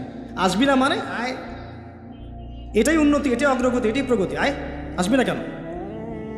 এভাবে সমাজের কাঠামোটা নষ্ট হয়ে গেছে, পরিবারগুলো ভেঙে যাচ্ছে। আর এরপরে দেখবেন ডিভোর্স, ওই যে বাচ্চা কাচ্চা যেগুলো আছে এগুলো মা ছাড়া বাপ ছাড়া মানুষ হবে। আর যখন একটা পরিবারের সন্তানরা আদর, ভালোবাসা, মহব্বতের পরিবেশ পাবে না, এরা বড় হয়ে জঙ্গি হবে, এরা বড় হয়ে সন্ত্রাসী হবে, ওরা বিক্ষিপ্ত মাথার হয়ে উঠবে, মানসিকভাবে একদম টোটালি ফেড আপ। এই হচ্ছে অবস্থা। পরে সমকামিতা বাড়বে, সমকামিতা দিন দিন বাড়ছে। বিশ্বাস করেন এটা এমন একটা আযাব, আল্লাহ পাক এমন সব রোগ ব্যাধি দিবেন। হাদিস এসেছে যখন একটা কম অশ্লীলতায় লিপ্ত হয়, হারাম সম্পর্কে লিপ্ত হয়, জেনায় বেশি বেশি লিপ্ত হয়, সমকামিতায় লিপ্ত হয়, ওখানে এমন সব রোগের উদ্ভব হবে যেগুলো আগে ছিল না। আপনি শুধু মাস্ক পরিয়ে কোভিড নিয়ন্ত্রণ করতে পারবেন না, অশ্লীলতা কমাতে হবে সমাজ থেকে, তারপরে আপনি ভালো বেটার ফলাফল পাবেন ইনশাআল্লাহ তাআলা, স্থায়ী ফলাফল পাবেন ইনশাআল্লাহ। শুধু বাহ্যিক সবকিছু না, অভ্যন্তরীণ আধ্যাত্মিক অনেক কিছু আছে, এগুলো দেখতে হবে। আল্লাহ নূর দিয়ে আল্লাহ পাক বোঝার তৌফিক দান করুন।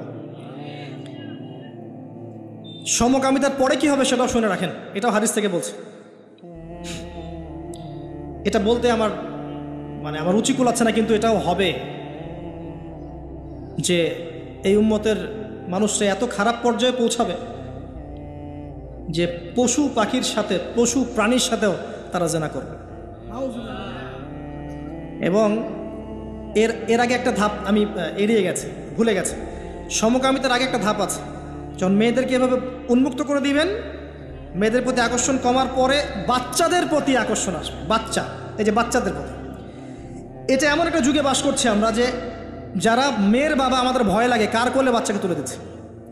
এত বিশাল পরিমাণে বাচ্চাদেরকে এখন ধর্ষণ করা হয়, আপনি কল্পনা করতে পারবেন না। স্কুলে, ইভেন অনেক ক্ষেত্রে মাদ্রাসাতে হয়েছে, অনেক ক্ষেত্রে মাদ্রাসায় ঘটনা ঘটেছে, বাচ্চাদেরকে ধর্ষণ করা হয়েছে। যে বাচ্চা বোঝেই না দুনিয়া কি জিনিস, ভালোবাসা কি জিনিস, যৌনতা কি, কিছু বোঝেই না, এরকম বাচ্চাকে পর্যন্ত ধর্ষণ করা হয়েছে। ডে বাই ডে বাচ্চাদের অ্যাবিউজিংটা বাড়ছে। খেয়াল করে দেখেন, পড়াশোনা করেন, খোঁজখবর নেন, দেখেন বাচ্চাদের প্রতি সেক্সুয়াল অ্যাবিউশন এবং যৌন নির্যাতন বেড়েছে, প্রচুর বেড়েছে, এবং দিন দিন এটা বাড়বে। যত বেশি আপনি এগুলো উন্মুক্ত করবেন, ফ্রিমিক্সিং করবেন, পর্নোগ্রাফি উন্মুক্ত করবেন, এইসব কাছে আসার গল্প, এইসব দিবস পালন করবেন, তত বেশি এগুলো হবে ইনশাআল্লাহ। এবং লিসেন টু মি, আপনি মনে করছেন আপনি সেফ, আপনি একা খুব ভালো মানুষ, কোশ্চেন কালো নয়। এই ফিতনা আপনার ঘরের দরজায় না আসলে আমার নাম বদলে ফেলবো ইনশাআল্লাহ। এই ফিতনা আপনার ঘরের দরজায়ও যাবে, আমার ঘরের দরজায় আসবে। যদি আপনি আমি সচেতন না হই, আমাদের ঘরেও এটা আসবেই আসবে। একটা পরিবার বাকি থাকবে না, বাকি নাইও একটা পরিবারও, এগুলো আমাদের ঘর দুয়ার পর্যন্ত আসবে। একজন যুবক, সাইকোলজিক্যালি মানুষকে আঘাত করা যায়। একজন যুবক এসে বলেছিল, ইয়া রাসূলুল্লাহ, আমার ইসলামের সব কিছুই ভালো লাগে, কিন্তু আমি জেনা করতে চাই, এটা আমার ভালো লাগে, আমাকে অনুমতি দেন। নবী করিম সাল্লাল্লাহু আলাইহি ওয়াসাল্লাম বলেছিলেন, সাইকোলজিক্যাল আঘাত দেখেন। তিনি বলেছিলেন, তোমার মায়ের সাথে কেউ এরকম করলে তোমার কেমন লাগবে? তুমি কি পছন্দ করবে? তোমার বোনের সাথে কেউ যদি রেপ করে, তুমি কি পছন্দ করবে? তোমার সন্তানকে, তোমার খালাকে, তোমার মামিকে একটা একটা করে বলতে আছেন, তুমি কি পছন্দ করবে? এই আঘাত সেই যুবকের হৃদয়টা ক্ষতবিক্ষত করে ফেলল। তিনি বললেন, না ইয়া রাসূলুল্লাহ, আমি তো কখনো পছন্দ করব না। নবীজি বললেন, তুমি যাদের সাথে এগুলো করতে চাচ্ছ তারাও কারো না কারো মা, কারো না কারো বোন, কারো না কারো স্ত্রী, কারো না কারো সন্তান, কারো না কারো মেয়ে। তিনি হাত বুলালেন, হাত বুলিয়ে দোয়া করলেন, আল্লাহ তুমি এই যুবকের হৃদয়টা পবিত্র করে দাও। এরপরে এই যুবক কোনোদিনও কোনো গায়রে মাহরাম মেয়ের দিকে চোখ তুলে তাকায় না। এখন সার কথা হচ্ছে, অ্যাজ এ মুসলিম, যেহেতু এটা খ্রিস্টানদের উৎসব, উইকিপিডিয়ায় ঘেটে দেখেন, এটা খ্রিস্টানদের ধর্মের সাথে সম্পৃক্ত একটা উৎসব। তারা কি করবে, বুদ্ধিস্টরা কি করবে, অন্য ধর্মের মানুষরা কি করবে, সেটা আমাদের দেখার দরকার নেই। কিন্তু অ্যাজ এ মুসলিম ফ্যামিলি, আমরা যেন আমাদের সন্তানদেরকে এই দিনে বাসার থেকে বের হতেও না দিই। এবং এই দিন উপলক্ষে যত পণ্যের ছাড় আসবে, কোনো পণ্য কিনবেন না, টোটালি ইকোনমিক্যালি বয়কট করে দেবেন। কারণ এর পিছনে শুধু জেনা উস্কিয়ে দেওয়াই উদ্দেশ্য ছিল না, উদ্দেশ্য ব্যবসাও ছিল। এর পিছনে ব্যবসা ও বিজনেস উদ্দেশ্য ছিল। আর এদের চরিত্র আল্লাহ পাক উন্মুক্ত করেছেন সূরা নূরের মধ্যে। আল্লাহ বলছেন, শোনেন, লিসেন টু মি, ইন্নাল্লাযীনা ইউহিব্বুনা আন তাশিআল ফাহিশাতু ফিল্লাযীনা আমানু লাহুম আযাবুন আলীম ফিদ দুনিয়া ওয়াল আখিরাহ ওয়াল্লাহু ইয়া'লামু ওয়া আনতুম লা তা'লামুন। নিশ্চয়ই যারা পছন্দ করে, ভালোবাসে, মানে ওরাও ভালোবাসে, নিশ্চয়ই যারা ভালোবাসে যে মুমিনদের মধ্যে অশ্লীলতা, বেহায়াপনা, ফাহিশা ছড়িয়ে পড়ুক, তাদের জন্য যন্ত্রণাদায়ক শাস্তি আছে এই দুনিয়া এবং পরকালে। আর এরা কারা? ওয়াল্লাহু আ'লামু ওয়া আনতুম লা তা'লামুন। আল্লাহ ভালো জানেন, তোমরা সেটা জানো না। আল্লাহ বলেন, ইয়া আইয়ুহাল্লাযীনা আমানু, হে মুমিনগণ, লা তাত্তাবিউ খুতুওয়াতিশ শাইতান, এই শয়তানদের ইত্তেবা করো না, এই জিনা মানুষ শয়তানদের ইত্তেবা করো না। কারণ যে ব্যক্তি তার ইত্তেবা করবে, ওয়ামান ইয়াত্তাবিউ খুতুওয়াতিশ শাইতান ফাইন্নাহু ইয়া'মুরু বিল ফাহশাই ওয়াল মুনকার, যে ব্যক্তি শয়তানের ইত্তেবা করবে, শয়তান তাকে ফাহেশা কাজ এবং মুনকার কাজের দিকে নিয়ে যাবে, ধাবিত করবে। আল্লাহ পাক আরো বলেছেন যে ওয়ালাউলা ফাদলুল্লাহি আলাইকুম, যদি তোমাদের উপরে আল্লাহর রহমত, অনুগ্রহ, ফদল না থাকতো, ওয়া রাহমাতুহু, তার রহমত না থাকতো, মা যাকা মিনকুম মিন আহাদিন আবাদা, তোমাদের মধ্যে কেউ কোশ্চিন কালেও পবিত্র হতে পারতো না। এটা আল্লাহর অনেক দয়া যে আল্লাহ পাক আমাদের প্রতি দয়া করেছেন, রহম করেছেন, তওবা করে পবিত্র হওয়ার পথ করে দিয়েছেন। আল্লাহ পাক শেষে এদের পরিণতিও বলেছেন যে আল খাবিসাতু লিল খাবিসিন ওয়াল খাবিসুনা লিল খাবিসাত, এই খাবিস ছেলেরা, খাবিস পুরুষরা খাবিস নারীদের জন্য, খাবিস নারীরা খাবিস পুরুষের জন্য, অপবিত্র মেয়েরা অপবিত্র ছেলের জন্য, অপবিত্র ছেলেরা অপবিত্র মেয়েদের জন্য। ওয়াত-তাইয়্যিবাতু লিত-তাইয়্যিবিন ওয়াত-তাইয়্যিবুনা লিত-তাইয়্যিবাত, পবিত্র ছেলেরা পবিত্র মেয়েদের জন্য, আর পবিত্র মেয়েরা পবিত্র ছেলের জন্য। উলাইকা মুবাররাউনা মিম্মা ইয়াকুলুন, এই কি বলবো, অশ্লীলতা ধারক বাহকরা যা বলে তাদের থেকে মুমিনরা অনেক পবিত্র। আলহামদুলিল্লাহ। লাহুম মাগফিরাতুন ওয়া রিজকুন কারীম, এই মুমিনদের জন্য আছে মাগফিরাত, ক্ষমা এবং উত্তম সম্মানিত রিজিক। আল্লাহ পাক আমাদেরকে তা দান করুন, আল্লাহুম্মা আমিন।